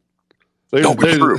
It's true. Nobody gives a shit about them out here. I've lived my whole life. I seen like one Clipper jersey, Elton Brand, maybe in 1995 or whatever. Killing it. John, get in here. 60 seconds. Well, I already gave my thoughts to the Celtics Clippers, but I will say though that we're not about the team that we're trying to take over LA at this point.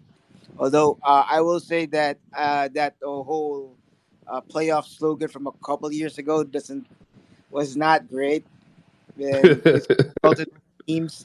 Mike would know that. So, but I would say that we don't intend to be eventually taking over LA. It's per se. We just want to carve our Your own own. existence, your own world. Yeah. We just want to just want to say, hey, we're here. You know. So, John, I got a tree. I got a tree for you in Inglewood. You could carve the Clippers uh, initials in there, and that's about so it. That's all I've I got. I've I've got a trade for Lakers fans, and I think this is a trade that every Laker fan will absolutely love. I would very much like to see PJ Tucker in a Lakers uniform. You need somebody who can be a big body to take away the big body banging that LeBron James has to do, and then you can send back Patrick Beverly because like y'all don't need him. I don't understand why Dennis Schroeder, Patrick Beverly, Troy Brown Jr., Kendrick Nunn are ever seeing the floor at the same time together. And we can fix that, Mike, by sending you PJ Tucker. I'll even add in a couple of second round draft picks, and you Chris, get the big body who can shoot the corner three. That's nastier than Danny Green and two picks for Jabari Smith Jr. That is crazy work. That's great. You get a PJ position of need and a draft PJ pick. Tucker. Yeah. Chris, if it ain't Keep in bringing mind, me, PJ can I Tucker be is honest on with a you? 3-year, $30 Yeah. million Can I be deal. honest with you? Sure. If it ain't bringing me a title, I could care less. Well, he's going to bring That's you a just the way we title. roll out here. I mean, we're not the Clippers happy to make it to the Western Conference Finals, these organizations. Our sights are always on the prize. So if we fall short, it's not a successful year. Well, then you're going And to we're fall falling short. short all the time lately. It's just the way it's going to be. PJ Tucker is going to help that. Plus, you get the added benefit that he's on LeBron James's timeline.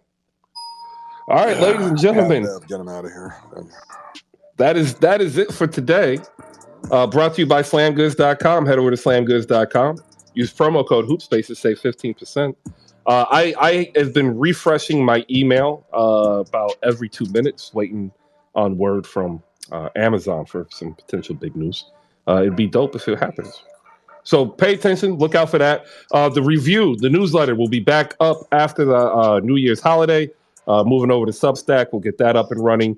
If you are a content creator, we got a home for you in regards to reaction videos. Reach out to Justin Patton. And then we're also open up the forum so you can write as well. Shout out to Evan Moore, first person who reached out, said that they're interested.